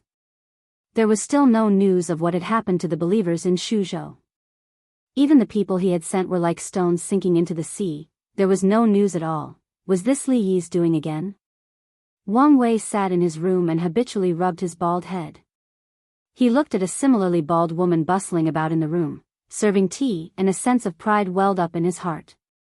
When he decided to shave his head and come out to roam the world, he swore in his heart that if he didn't make a name for himself, he wouldn't go back to see her. Along the way, he stumbled his way to where he was today. He had thousands of subordinates under his command, and the tigress had become a docile little tiger. He had achieved his original dream and even surpassed it. He became bald, but he also became stronger. His head had become the most conspicuous symbol on his body. There were even countless people who followed his example and shaved their heads. The bald heads formed a beautiful scenery in the fringe.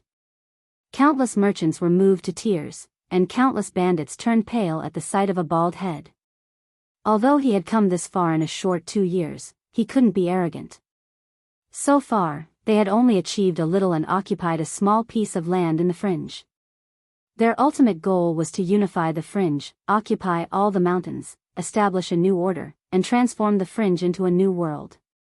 He still had to carry out the guiding ideology of to get rich, build roads first, have more children, and plant more trees. He also had to rob more bandits and recruit more people. He couldn't let His Highness down, and he definitely couldn't let Big Sis down. Big Sis had given him a chance to realize his value. He wanted to help Big Sis become the king of bandits. Now, they still had a long way to go before they could achieve their ultimate goal. At this moment, a young bald man knocked on the door and walked in. He looked at Wang Wei with reverence and said, "Big brother, there are 2 people outside who want to see you." Wang Wei scratched his head and said, "Let them in."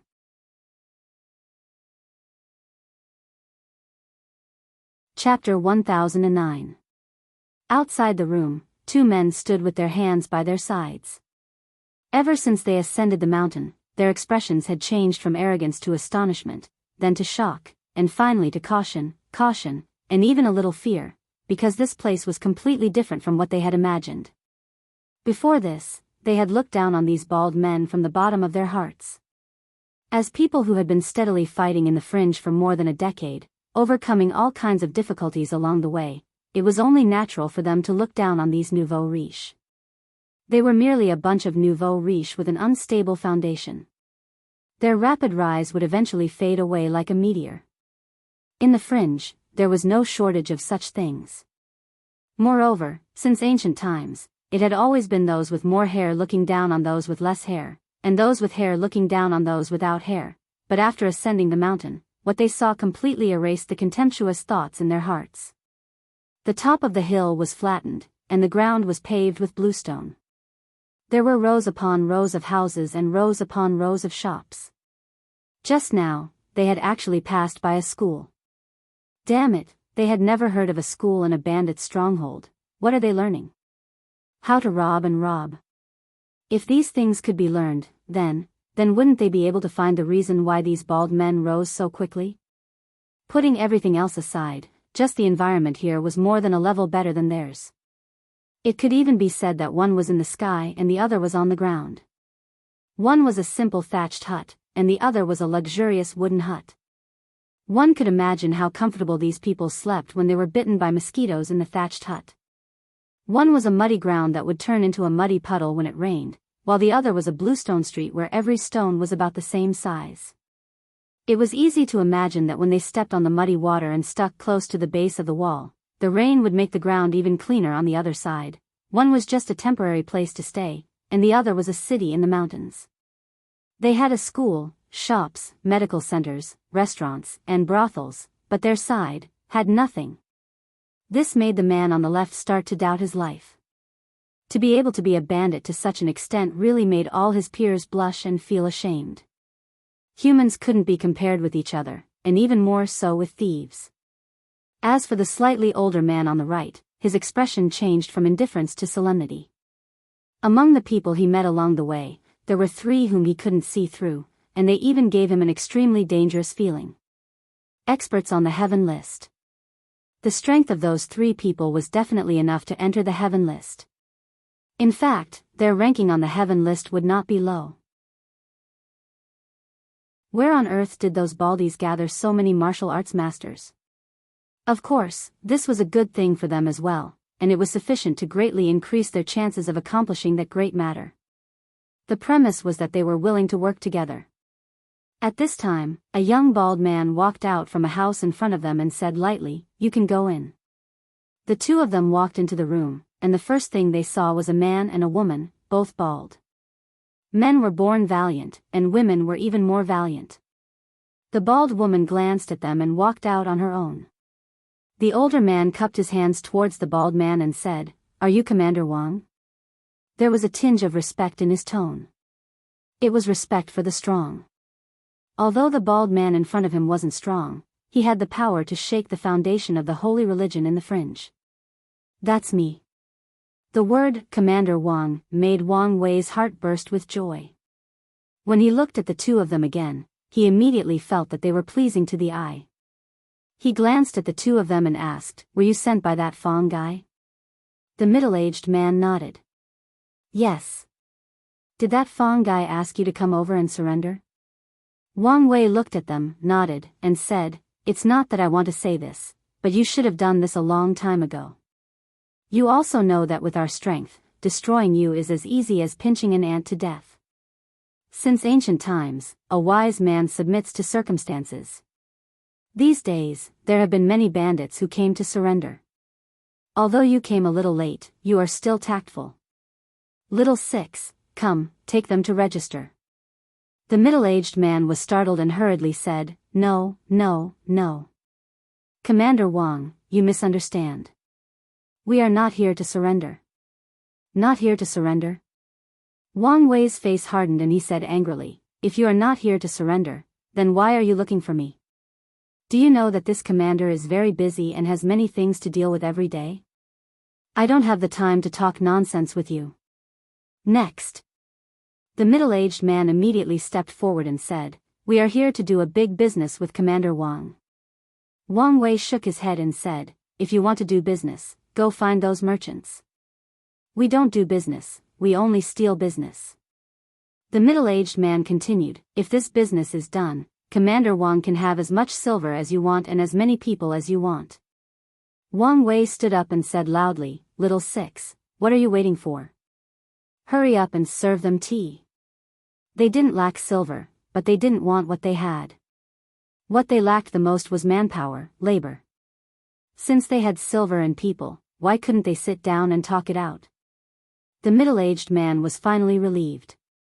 He was worried that these people wouldn't listen to him. As long as they wanted something, he was confident that he could complete the task given to him by the protector.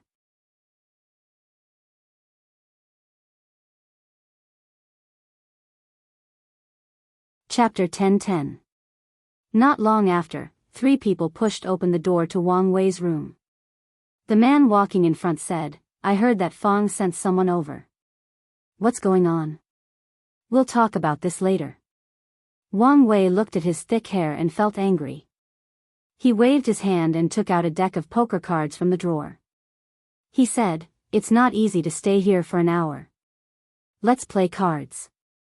I want to win back all the money I lost last night." The man with thick hair curled his lips and said, "You want to win back your money? Don't lose all your wife," Wang Wei snorted coldly. "If I dare to lose, do you dare to take it?" Thinking of the bald woman with 2 sledgehammers, the middle-aged man's expression changed. He said repeatedly, "I don't dare to take it, I don't dare to take it." "You'd better find someone else." 2 hours later, the 2 of them were led around the place. When they walked back, their emotions were even more turbulent than before.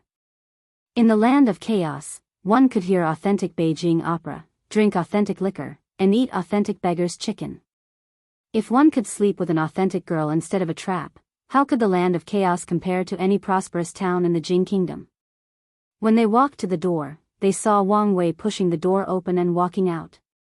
Seeing Wang Wei's gloomy face, the middle-aged man's heart immediately jumped. He asked, "Commander Wang, what's your decision?" "Damn it, I'll cut off my hand if I play cards again," Wang Wei scolded with a sullen face. The middle-aged man was puzzled. What did Commander Wang say? Wang Wei looked at him and said, "I said, if this deal is done, what do you want?" The middle-aged man's heart skipped a beat. He looked at him and asked, "Then Commander Wang means, your proposal is very good. We accept." Wang Wei smiled and patted him on the shoulder. He said, "It's a pleasure to work with you." The purple-clothed emissary was finally relieved. He also smiled.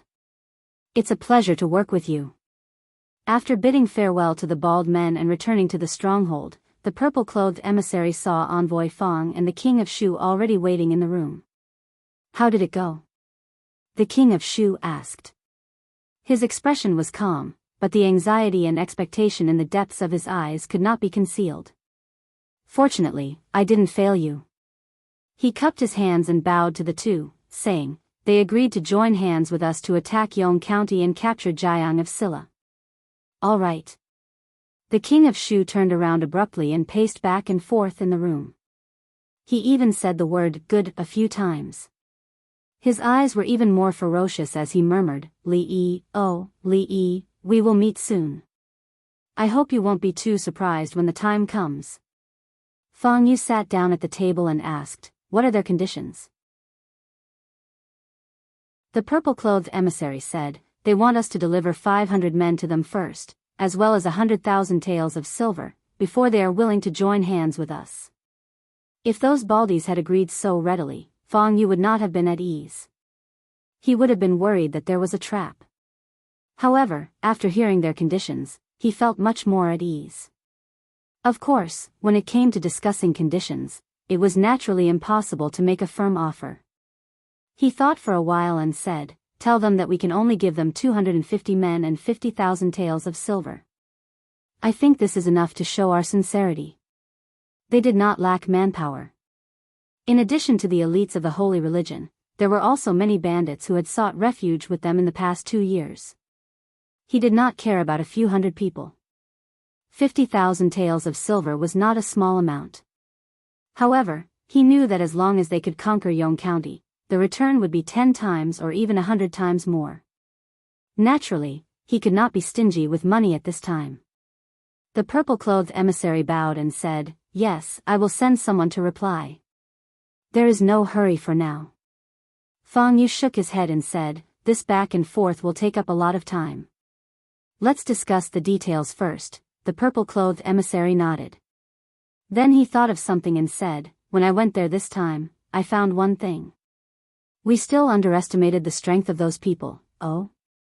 Fang Yu turned to look at him. "Among those people, there are many experts. Some of them even have the strength to enter the heaven list of martial arts experts. If we had fought them head-on, I'm afraid we would have suffered great losses. This is also a good thing." Fang Yu touched his chin and said, "If we can all join our holy religion, then the fringe will be easily obtained. If we can also use those people in the north, then the strength of our holy religion will also increase by leaps and bounds. Whether it was those baldies or those lunatics in the north, they could not afford to provoke them now." Fang Yu collected his thoughts. The most important thing now was to capture that Jiang of Silla, Li Yi, and force him to reveal the secret of Tian Fa. At the same time, he could also find out what happened to the believers in Shu province. If they could swallow the huge assets of the Li family, they would not have to worry about money in the future. They would be able to recruit more believers, and Her Highness would be very happy. 500 people, 500 mouths. That's too much. But they can't just give us 250. It's inauspicious. Ask them for 10 more people. 100,000 taels of silver, 100,000 means 100,000. Not one copper coin less. If they are willing to cooperate, then cooperate. If not, then scram. In the newly built Jiang of Silla residence of the Li family in the capital, Li Yi held a piece of paper in his hand.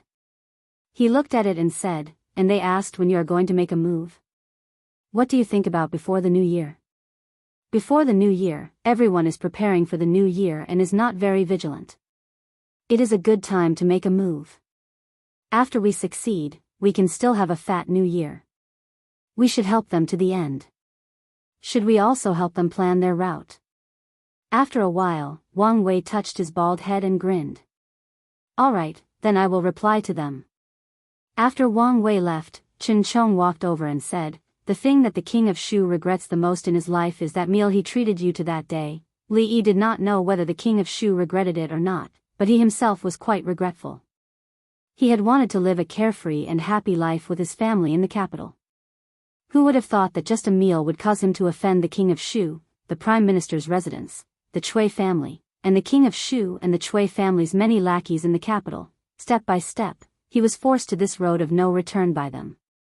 He had to protect himself and move forward all the way. Now, not only could he not turn back, he could only leave the capital and hide in this poor and remote Shuzhou. He even had to temporarily borrow someone else's place to stay. Such a miserable experience made his heart ache just thinking about it. "From the moment you entered the capital, I began to pay attention to you. I saw you defeat the Qin family, the Chu family, the king of Shu, the Cui family, and even our Chen family fell at your hands." Chen Chong sized him up and shook his head. "I really can't understand how someone as mediocre as Li Minghan could give birth to such a monster of a son like you." Li Yi glanced at him and indifferently said, "Provincial Governor Chen, don't you have any shame? Your Chen family has fallen, and you're blaming me? I wonder who was it that knelt before the previous emperor and confessed." As if thinking of something, he paused and looked at Chen Chong again. "From the moment I entered the capital, why did you pay attention to me?" Chen Chong waved his hand and casually said, "Nothing much. I just wanted to see what the young hero that even His Majesty praised endlessly was like." Li Yi looked at him. "Is that true?" Chen Chong nodded. "Every word is true."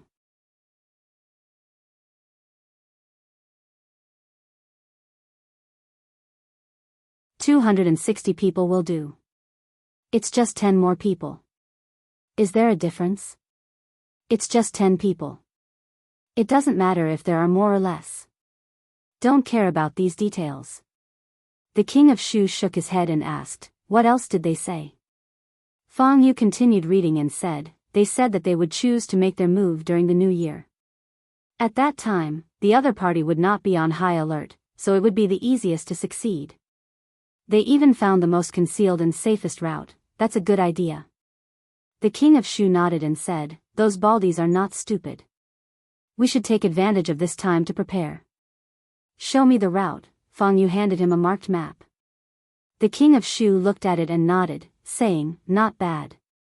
This route is mostly in the mountains and there are no villages. Although it's a little difficult to travel, it's hidden enough. After we leave the mountains, we will face the west gate. The west gate is the most dilapidated and the guards are the weakest. If someone cooperates with us and opens the gate in advance, we can go straight in." Seeing this, the king of Shu suddenly slapped the table and said with a smile, "These baldies are quite familiar with the defense of Yong County. It seems that we have found the right people." Behind him, a man nodded in agreement. In the 2 days before the new year, everyone was preparing for the new year. Even the guards guarding the city were not paying attention. It was the time when their vigilance was at its lowest. Even the king of Shu had praised the route they had chosen, so it could not be wrong. Those baldies were indeed well-educated bandits. They had ideas, insights, and were very considerate and thoughtful. Shu Prefecture was the last inhabited place in the west of the Jing Kingdom. In the hearts of the people of the Jing Kingdom, Shu Prefecture represented remoteness and poverty. Because it was located at the border between the Jing Kingdom and the Qi Kingdom, those who did not know much about Shu Prefecture would always feel uneasy living there, as if the Qi Kingdom could attack them at any time. In fact, this was completely groundless fear. Shu Prefecture was adjacent to the chaotic land and had endless mountains. Even though it was adjacent to the Qi Kingdom, if the Qi Kingdom wanted to use Shu Prefecture as a breakthrough point to attack the Jing Kingdom, the inconvenient transportation would cause the entire army to collapse. This was also the reason why Shu Prefecture had only been plagued by bandits in the past few decades, even though it was adjacent to the Qi Kingdom. Precisely because of this, the city walls of Shu Prefecture did not need to be too high or thick. 20 feet was enough. The government also did not spend extra money to repair the city walls, because it was completely unnecessary. Yong County, West City Wall. The western city wall of Yong County was already very dilapidated. Of course, this was only what it looked like from the outside. The walls were made of layers of black soil or loess, and were still very sturdy and durable. Fong did not understand why the son-in-law had come here with him today. This place was dilapidated. Other than the modeled city walls, there were only low-rise houses. There was nothing to see, and there was nothing fun to do. Li Yi picked up a branch and casually drew on the ground. Fong looked at it for a while, and finally could not help but ask, "Son-in-law, what are you drawing?" Li Yi pointed around and said, "What do you think about building a few shops here?" Fong looked around and finally understood what Li Yi was drawing. He carefully squatted down and looked at it again. He shook his head and said, "Even if we want to open shops and build workshops, there is no need to build the houses as high as the city walls. Moreover, these shops in a circle will look like an urn."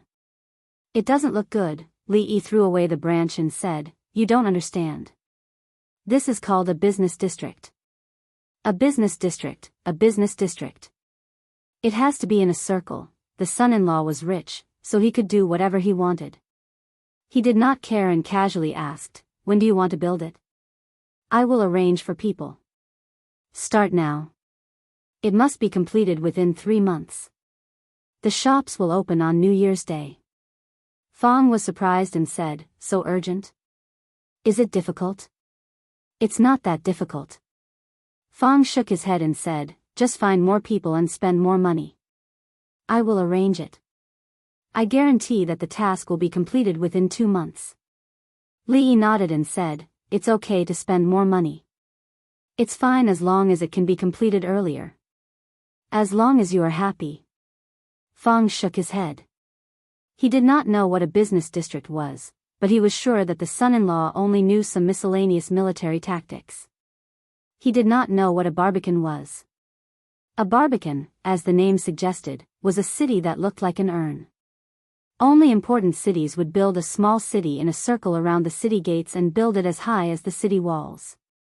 This was so that when a strong enemy invaded, as long as the 2 city gates were closed, the enemy could be trapped. It would be like catching a turtle in a jar. When the time came, the choice of ambushing soldiers in the city or letting the archers shoot arrows, splash boiling oil, or throw stones on the city walls depended entirely on the mood. Shu Province was not a strategic location. Why would the son-in-law spend so much effort to build a barbican? Was he worried that the Qi Kingdom's army would cross the mountains and attack from here? There was a urn, but there was no turtle.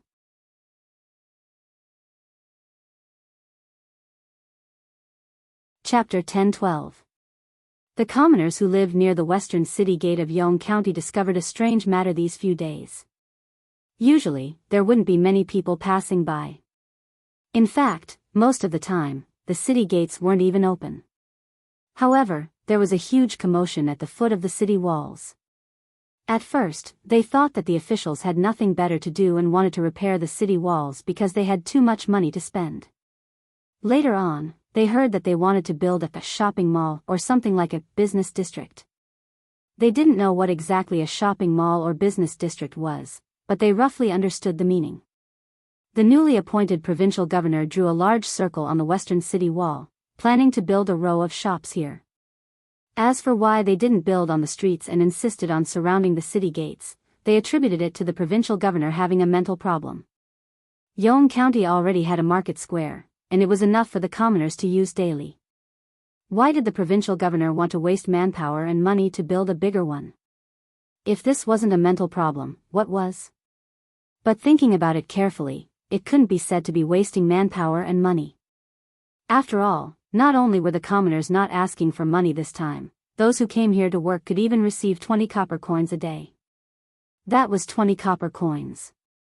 To the commoners who only relied on farming for a living, it would take them a long time to earn it. This was like a copper coin falling from the sky. Coincidentally, it was the slack season now. If they didn't want to do such a good job, they would be as crazy as the provincial governor. For a period of time, the doorsill of the Yonge County government office would be trampled by people every 2 days. The people who came were all commoners who wanted to work on the western city wall. After registering at the government office and being led by a bailiff, they would be able to receive 20 copper coins on the same day. The officials didn't reject any commoners who wanted to work. They would take in as many as they came. There was no helping it. The construction period was tight, and the tasks were heavy. Those shops had to be opened before the new year. Right now, there were only 3 months before the new year. In other words, they would need at most 2 months to finish the work. Otherwise, from the officials to the bailiffs, everyone would be punished. It was said that this was the idea of the newly appointed provincial governor Chen. The commoners were happy that they could earn money during the slack season, but the officials of Yonge County didn't dare to say anything. They could only secretly curse the provincial governor Chen in their hearts. They had seen superiors who liked to cause trouble, but they had never seen one who could cause trouble like this. The officials and bailiffs of the workshops were responsible for supervising the construction of this project. Because they didn't have enough manpower, they had to borrow people from the other branches. Apart from the workers, the officials of the household were also having a hard time. They didn't know what was wrong with Provincial Governor Chen, but he wanted them to keep all the merchants in Shuzhou as much as possible. This wasn't like supervising the construction of a house. Without a silver tongue and perseverance, it was impossible to do this kind of work. A bailiff of the Bureau of Revenue had just sent off a caravan. When he walked back to the city gate, he pursed his lips, which had become dry from talking too much. He couldn't help but curse in a low voice, "Provincial Governor Chen, damn it." As soon as he raised his head, he saw a guard at the city gate looking at him.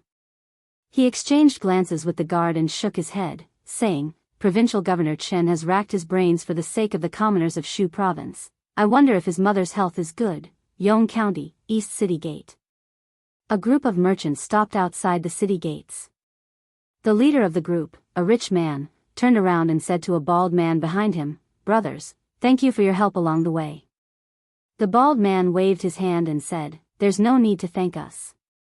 If you want to cooperate in the future, you can look for us. You know how to contact us, right?" I know. The rich man nodded and said, "When we return, we will look for you brothers."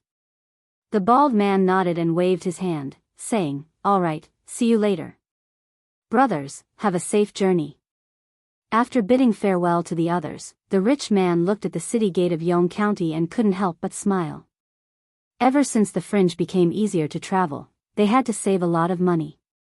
According to the merchants they met on the way, the bandits in Shu Province had been completely eradicated.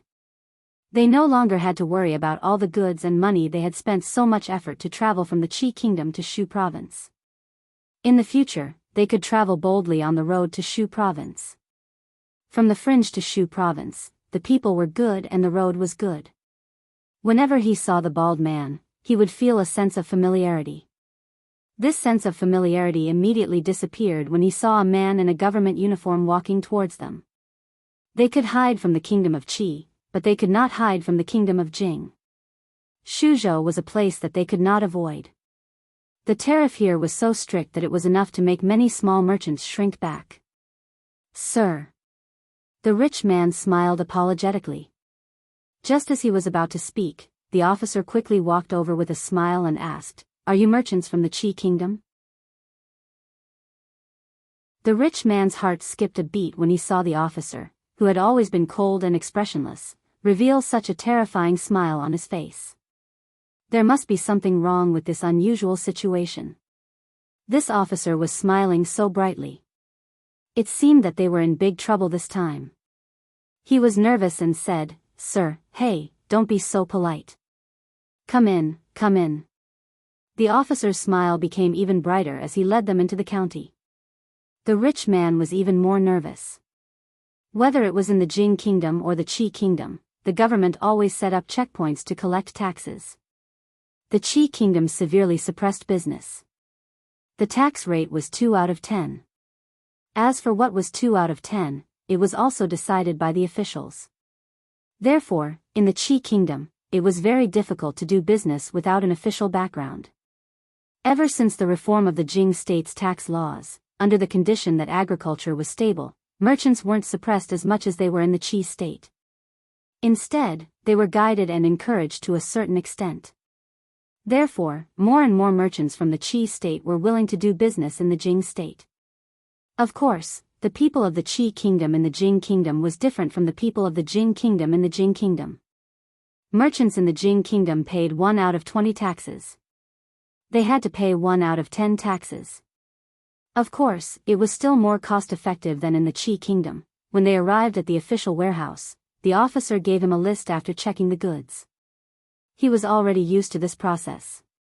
The list contained the total number of goods and the taxes they had to pay. The officer's attitude just now made him very nervous. He guessed that the tax laws in the Jing kingdom had been changed again. He was afraid that this trip would be in vain. However, when he saw the taxes at the bottom of the list, he couldn't help but be stunned. In the Qi kingdom, the government would value the goods and then convert them into silver. They would deliberately raise the price of the goods to increase the taxes of the merchants. In fact, the government everywhere did this. The only difference was that each was more black-hearted than the other. However, the number written on the list was more than half of what he expected. He had always paid more taxes. This was the first time that he encountered a situation where he paid less taxes. There was a trap. There must be a trap somewhere. Thinking of the officer's attitude, he was even more certain. This was a test. It must be a test. If he was greedy and pretended not to know about this and tried to deceive them, he might lose both his life and money this time. He looked at the officer and said with a serious face, "Your Excellency, we didn't hide any goods. These few carts are all we have. There's no problem with the valuation on the list. But the taxes. Your Excellency, could it be? Could it be possible that Your Excellency made a mistake in the calculation?"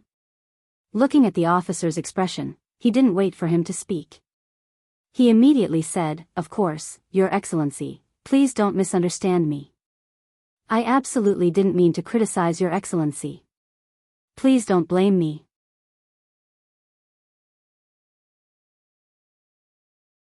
Chapter 10:13. Wrong calculation? The officer was stunned. He looked at him, shook his head and said with a smile, "No, the calculation is not wrong. The provincial governor has ordered that from now on, the merchants of the Qi kingdom will be treated the same as those of the Jing kingdom. Your tax will be calculated according to the new system, no more and no less." The wealthy-looking man was rooted to the spot. The merchants of the Qi kingdom will be treated the same as those of the Jing kingdom? Who are you kidding? Even if you want to deceive me, you don't need to use such a poor excuse. This is the Jing kingdom. How can the people of the Qi kingdom and the people of the Jing kingdom be treated the same? I'm afraid that they will arrest me for tax evasion as soon as I pay the tax. I haven't been here for half a year, but the officials of Shuzhou have become more and more evil. He looked at the official, his legs went soft, and he knelt on the ground with a thud. With snot and tears running down his face, he cried, "Sir, I beg you to let this lowly one go. This lowly one has an 80-year-old mother and an 8-year-old child. If anything happens to this batch of goods, this lowly one's family will have nothing to eat this winter." The officer's eyes were also a little wet when he saw him crying bitterly. He also had an old mother to support, a little child to feed, and a squandering wife to spend money like water. For the sake of his mother's cooking, his child's snacks, and his wife's perfume, for the sake of this month's performance, for the generous bonus, for the sake of a fat new year, he had to clench his teeth and hold on even if he had to talk until his mouth broke. They were all in the same boat. Why should they make things difficult for each other? He helped the merchant of the Qi kingdom up and said seriously, "You don't believe me, right? Come, come, I'll take you to see the notice. It's written clearly on the notice. If you still don't believe me, I'll take you to see the county magistrate and let him tell you personally. Provincial Governor Chen is really a bastard. The officer cursed in his heart when he led the merchant of the Qi kingdom to see the notice. If it wasn't for the strict order of the provincial governor, he should be sitting at the door of the household and basking in the sun instead of arguing with the merchant of the Qi kingdom here. Provincial governor's manner. Chen Chong, who was flipping through the files, suddenly sneezed. Third Miss Chen, who had just left the room, walked back in and reminded him, the weather is slowly turning cold. Second brother, wear more clothes. Don't catch a cold. Chen Chong put down the file and nodded with a smile. I understand. At the same time, the low-ranking official led the merchants of the Qi kingdom out of the county yamen. The petty official looked at the merchants of the Qi kingdom and said, "This is Shuzhou."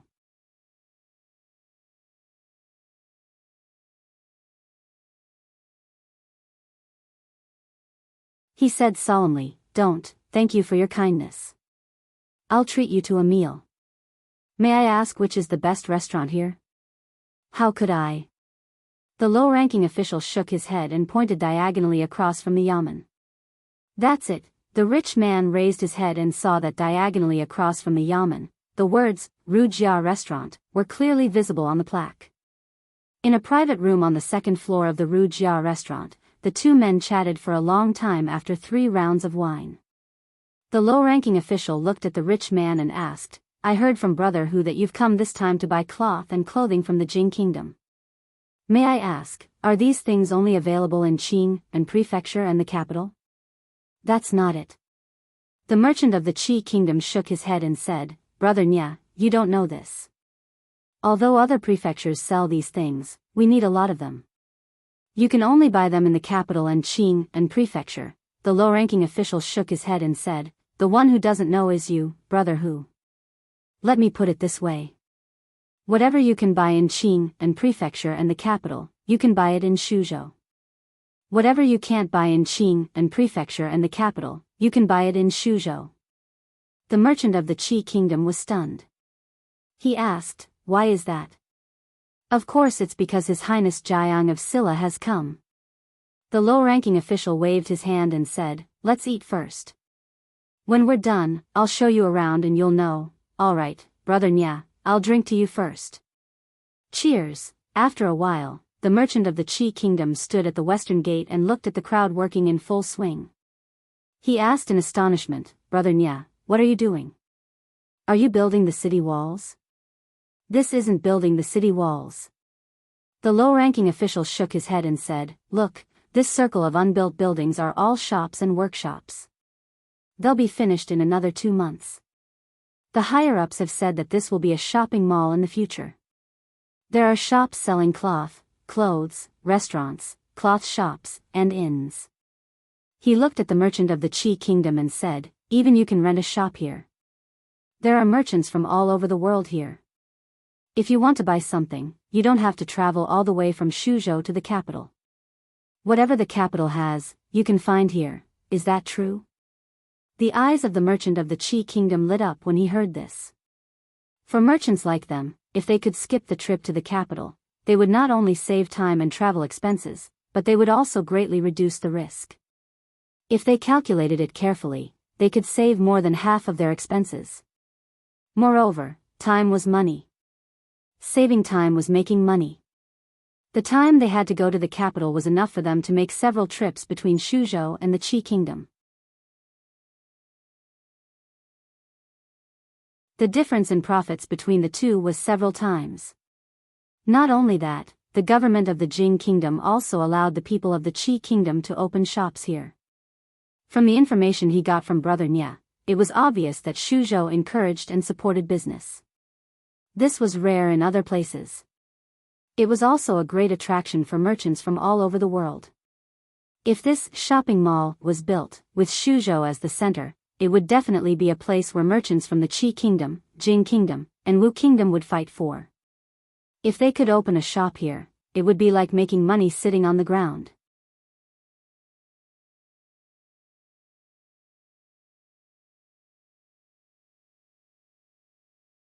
Chapter 10:14.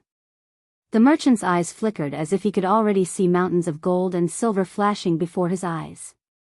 He looked at the petty official and asked, "Big brother Nya, do you think I can rent a shop here as well?" "First come, first served. You can reserve it after paying the deposit." The petty official looked at him and said, "Today is fine, but in a few days, there might not be any space left." The merchant from the Qi kingdom immediately said, "Thank you, brother Nya. Where can I pay the deposit?" "I'll go now." The petty official waved his hand and said, "No need to thank me. It's all because of the good policies." The merchant from the Qi kingdom shook his head repeatedly. "If not for you, brother Nya, I would already be on my way to the capital. How could I encounter such a good thing? After paying the deposit, I'll reward you handsomely." There were still a few more to go for this month's sales. The petty official thought for a moment and said, "If you really want to thank me, introduce some of your merchant friends to me." After paying the deposit, the merchant from the Qi kingdom came out from the registration area of the yamen. Once again, he bowed respectfully to the petty official and said seriously, "I can't thank you enough. If brother Nya needs anything in the future, please don't hesitate to ask. I won't refuse. You're too kind." The petty official waved his hand and said, "Don't you want to buy cloth? I'll take you to the cloth workshop. I heard that the cloth workshop in the capital is the same one in our Shuzhou. Take a look first." The merchant from the Qi kingdom cupped his hands and said, all right. I'll have to trouble brother Nya again." As soon as he finished speaking, he suddenly heard the sound of an argument. "That's clearly my customer. How dare you fight with me? What do you mean by, your customer? Who told you to walk so slowly? Your sales for this month are enough. Can't you let me have one? Who wouldn't want to live with money?" The merchant from the Qi kingdom watched as the two yamen runners dragged each other into the yamen. He looked at the petty official and asked, "Brother Nya, this is?" The petty official waved his hand and said, "Don't worry about them. Let's go on our." Although it was the slack season for farming, the people of Yong County were living quite a fulfilling life. Every day before dawn, the strong men in the village would form groups of 5 or 10 and go to the prefectural city to build houses. At noon, they would be provided with a meal of noodles. Once they were full, they would return at night. Their wages would be 20 copper coins a day, paid on a daily basis. They couldn't even earn 20 copper coins a day from farming.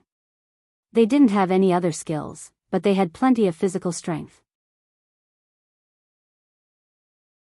They could earn 20 copper coins a day, and every few days, they could still make up their minds to buy a pot of wine and 2 taels of meat to eat. Wu Lao San was one of them. The reason why he was called Wu Lao San was that he was the 3rd child in his family. He had 2 older brothers before him. One died not long after he was born, and the other was killed by bandits more than 10 years ago.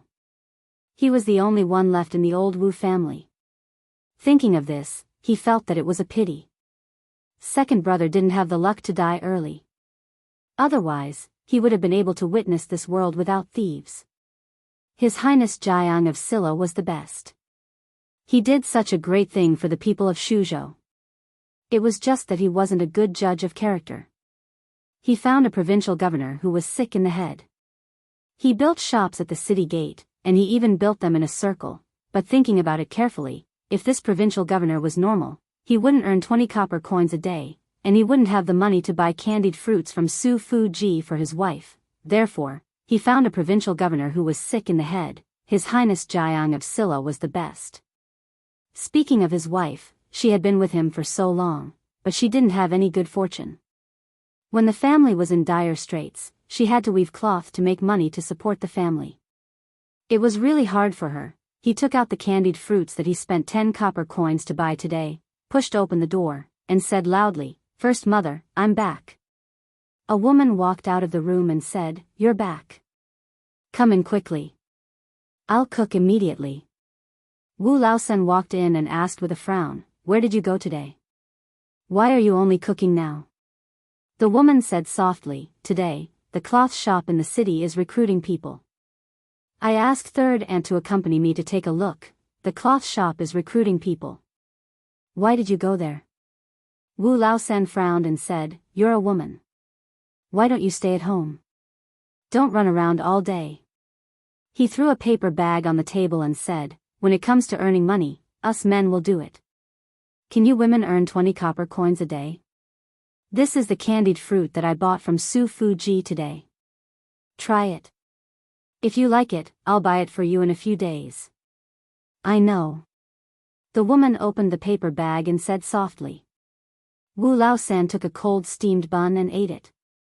He asked casually, oh right, how much does the cloth shop pay you every day?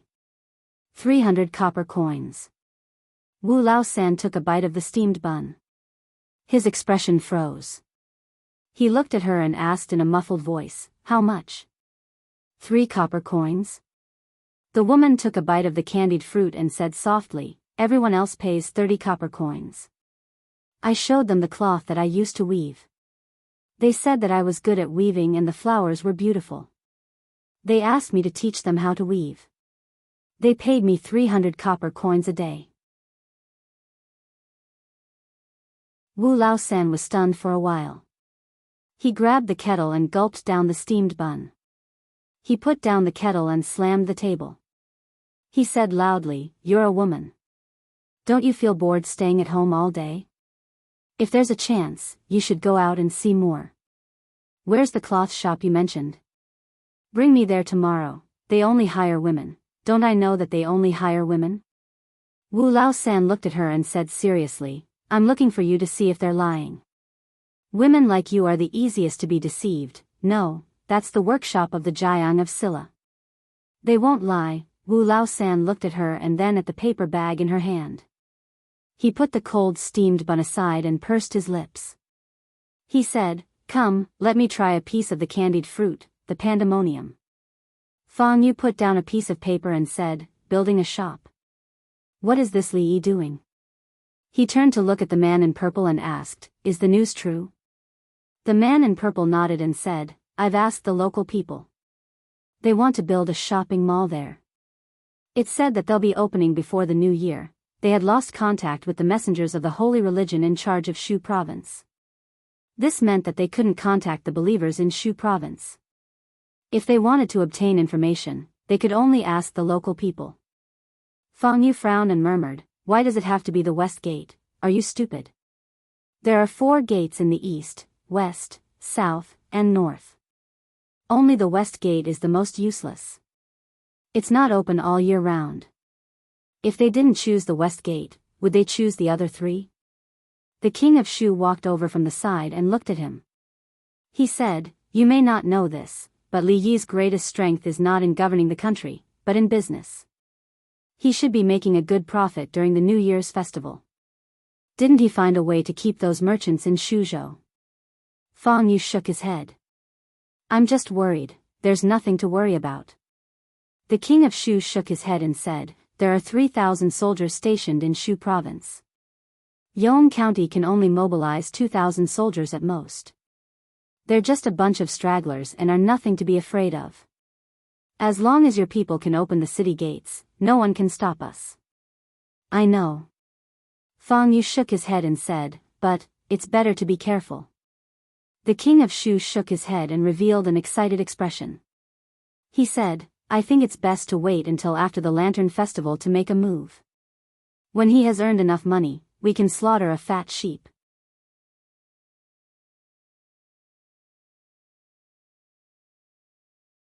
Chapter 10-15. The king of Shu postponed the day of action for half a month. Before the Lantern Festival, Li Yi could only accept it passively. He couldn't force him to do it with a knife on his neck, which would be too inhumane. Everyone had problems to discuss, express their opinions, and compromise with each other. This was the way to solve problems. For example, he helped him plan the time and route. He thought it was better to take action after the spring festival. He also thought what he said made sense. They would meet at the Lantern Festival, and the matter was settled. The following things were much easier. If Shuzhou wanted to develop, the first thing to get rid of was the closed or outdated policies after eliminating the corrupt officials, bandits, and the unstable factor of the king of Shu. At present, for ordinary people in Shuzhou, agriculture was still the most important and basic. It was related to whether they could have enough to eat and whether they would be hungry. On this basis, it was necessary to emphasize that industry, agriculture, and commerce should go hand in hand and develop together. That was what they had been doing these days. They lowered the tariff, attracted investment, cancelled the curfew, opened the night market, built workshops, and provided a large number of jobs for idle women at home. The goods produced in the workshops were sold to merchants from other countries. Shuzhou would become the first special economic zone in the Jing Kingdom. Walking Rui and Ruoqing on the streets of Yong County again, it was quite different from a few months ago. The streets of Yong County used to be dirty and messy. Garbage could be seen everywhere, and sewage ditches were everywhere. When they passed some roads, they had to cover their mouths and noses. Now, the streets were cleaned by professionals. Although it was not spotless, at least it was not dirty and messy anymore. Of course, the Yong County government did this not only to implement the provincial governor's policy. Since the reform of the tariff and commercial laws in Shuzhou, it attracted merchants from the Jing Kingdom, the Qi Kingdom, and even the Wu Kingdom in a short period of time. Shuzhou's geographical location was special. It was the place where these merchants had to pass to and from other countries. Now, after the reform of the commercial laws, no other state was more friendly to these merchants than Shuzhou. Every day, there were goods from all over the world converging here. There was no need to travel everywhere. Anything they wanted to buy could be found in Yong County. Free trade. The merchants weren't the only ones who were happy. The officials of Yong County were even happier. Although the tax rate for foreign businessmen has been reduced, the total tax amount has increased tenfold. Those businessmen came here to rent shops, land, and workshops. Although they can't touch these silvers, they are still happy to see them. What's more, these silvers would eventually be used in Shu province. This included their bonuses. With a little performance, just the year-end bonus alone would be equivalent to a year's salary. Before this, they had thought that the new provincial governor Chen had lost his mind. Only now did they realize that it was His Highness Jiang of Silla who had a unique vision and foresight. I heard that His Highness Jiang of Silla is about to get married. I heard about it. In a few days, all the brothels in the city will have free performances for 3 days. Now we can watch to our heart's content. His Highness has only been in Shu province for a few months, but the officials have already become better. There are no more bandits. Life is changing day by day. My wife works in the cloth shop and can earn 30 copper coins a day. I only earn a few copper coins after working so hard every day. Sigh, you can just laugh secretly. We have been waiting for the stars and the moon for so many years before His Highness finally came.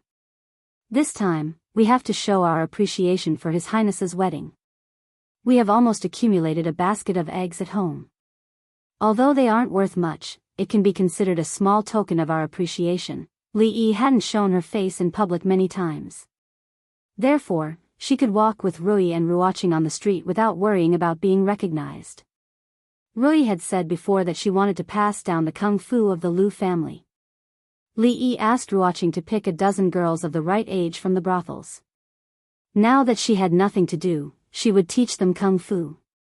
Of course, she would also bring drunken Mo and Ruoqing with her. Although drunken Mo and Ruoqing had long passed the age of learning kung fu, and their achievements in this life were limited. It was impossible for them to become masters like her or even Mississippi Lu who could dominate the martial arts world. However, with a master teaching them, their progress would not be slow. On the contrary, it made Li Yi, who had always been lazy, feel some pressure.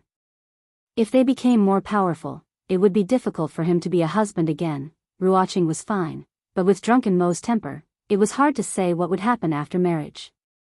In the end, who would be on top and who would be on the bottom, who would be active and who would be passive. However, a man should be flexible, so he didn't need to care about these things. Drunken Mo's wedding dress had been embroidered a long time ago. Now that the former emperor had passed away, the 1-year period was about to pass. At the beginning of next year, it would be time to return the wedding that he owed them.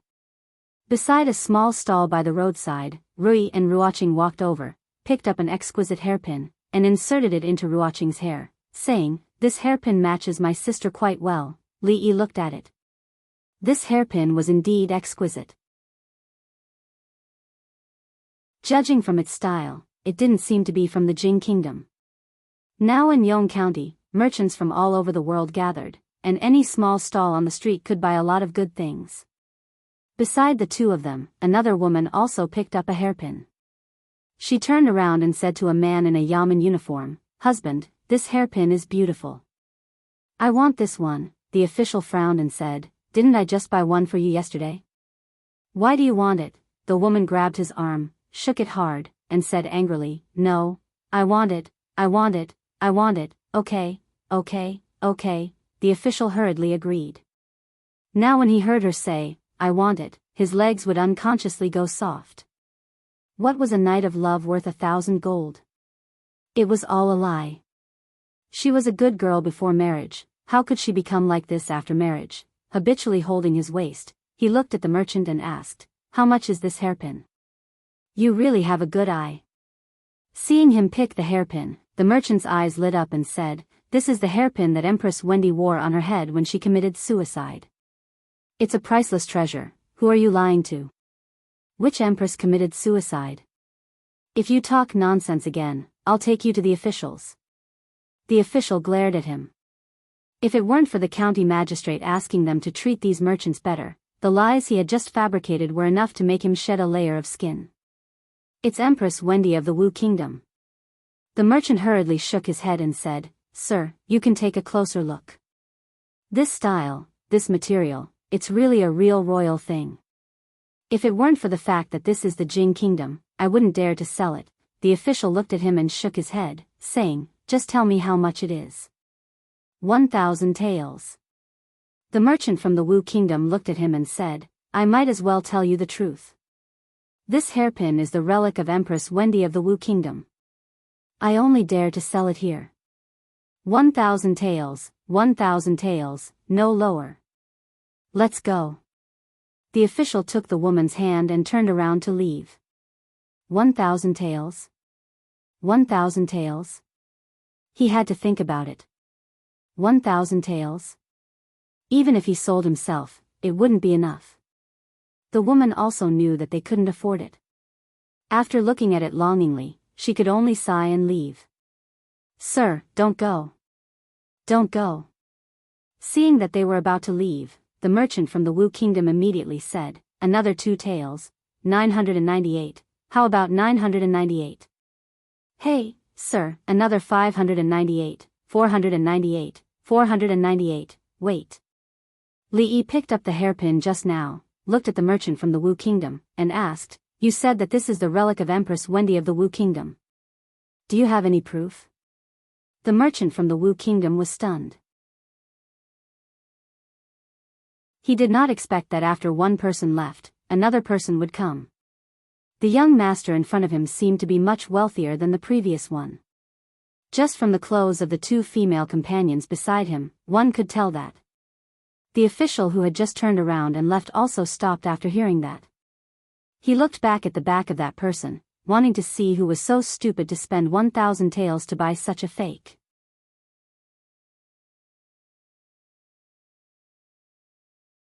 Chapter 10:16. The merchant from the Wu Kingdom looked at him and said with a smile, "Sir, you are not an ordinary person at first glance. Whether it belongs to the royal family or not, you will know when you take a closer look." Li Yi could see that this hairpin was not an ordinary one. Except for the queen of a country, it was a big crime for anyone to use a phoenix hairpin. Few people had the guts to forge this hairpin and sell it. Judging from the texture and the fine workmanship, it did seem to belong to the royal family. Seeing his expression, the merchant from the Wu Kingdom was delighted and asked, "Young master, is it worth it to buy this hairpin for 1,000 taels of silver?" Li Yi glanced at him and put away the hairpin, saying, "Didn't you say 498 taels of silver just now? I will give you another 200 taels of silver. So I want this hairpin for 500 taels of silver." "Sir, this..." The merchant from the Wu Kingdom looked depressed. He really shouldn't have said those words just now. The official obviously didn't want to buy it. He shouted for nothing, but now 500 taels of silver flew away just like that. However, he also knew that it was not easy to sell this thing. It was a profit to have 500 taels of silver.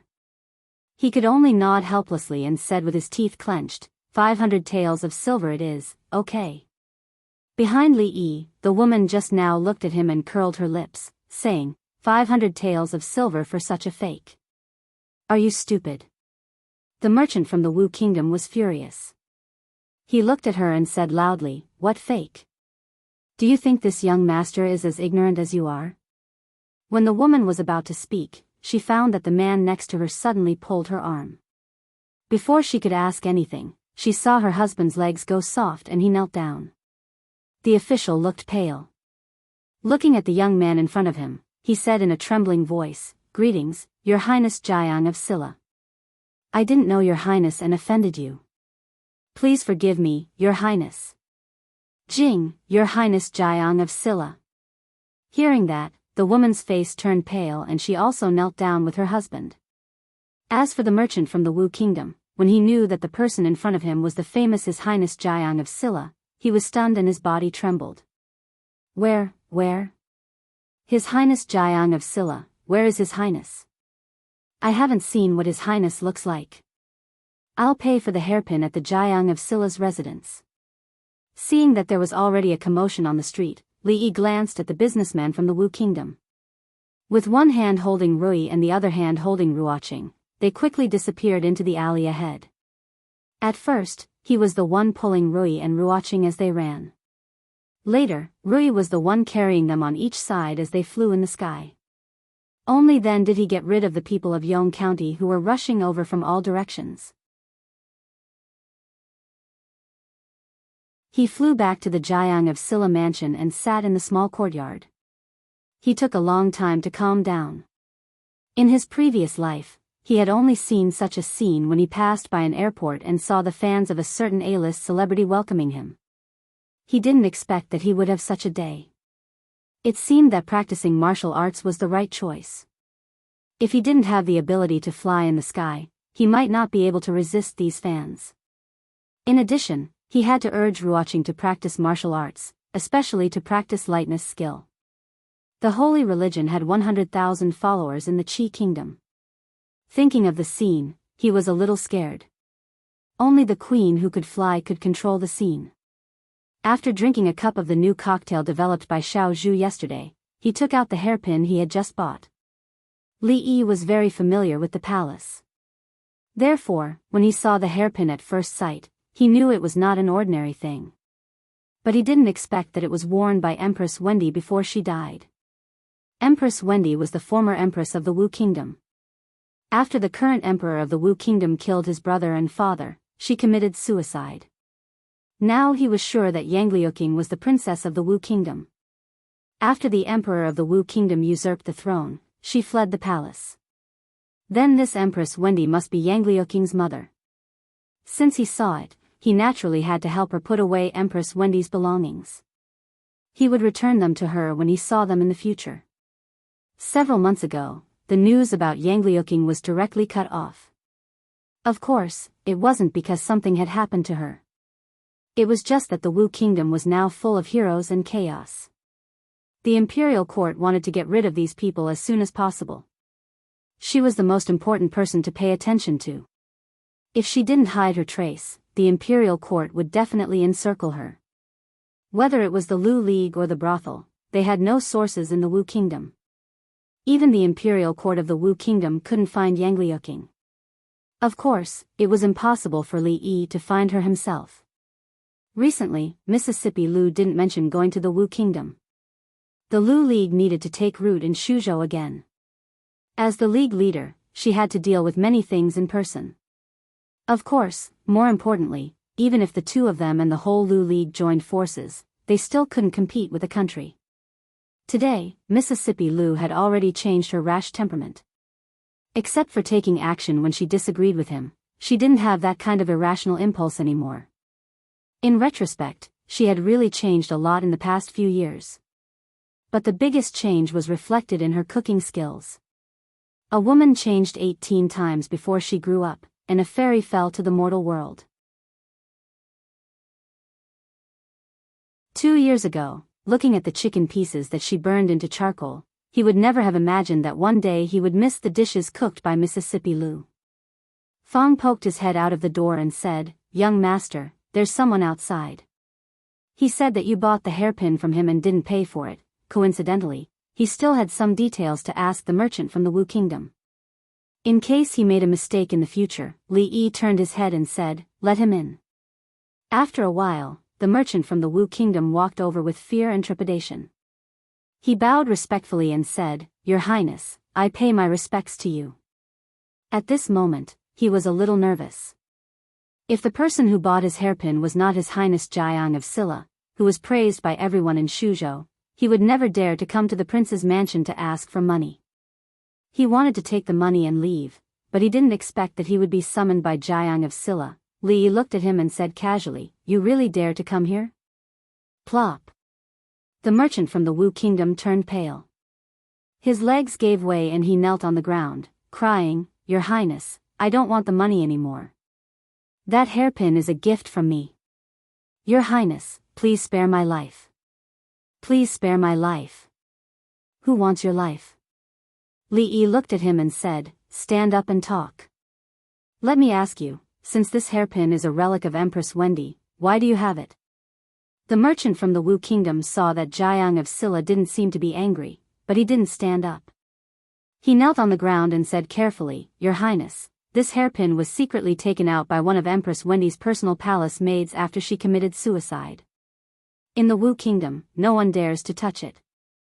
It changed hands several times and came to me. I thought that I might be able to sell it in Shuzhou." Li Yi asked a few more questions, and the merchant from the Wu Kingdom answered without any hesitation or pause. He didn't seem to be lying.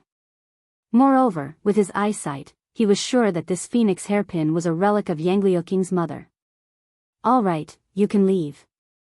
Li Yi looked at Fong and said, "Give him 1,000 taels of silver." The merchant from the Wu Kingdom was stunned and said quickly, "Your Highness, did you remember wrong? It's 500 taels." Li Yi waved his hand and said, "Then give him 500 taels of silver." The merchant from the Wu Kingdom didn't look at his palm until he walked out of the Jiang of Silla's mansion. Suddenly, he raised his hand and slapped himself hard in the face.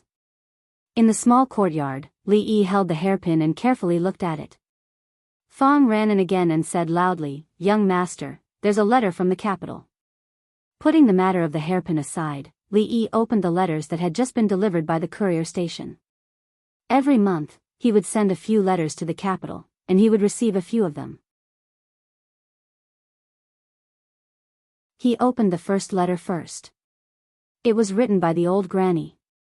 She only told him about the current situation of the Li family in the capital. Everything was fine and she told him not to worry.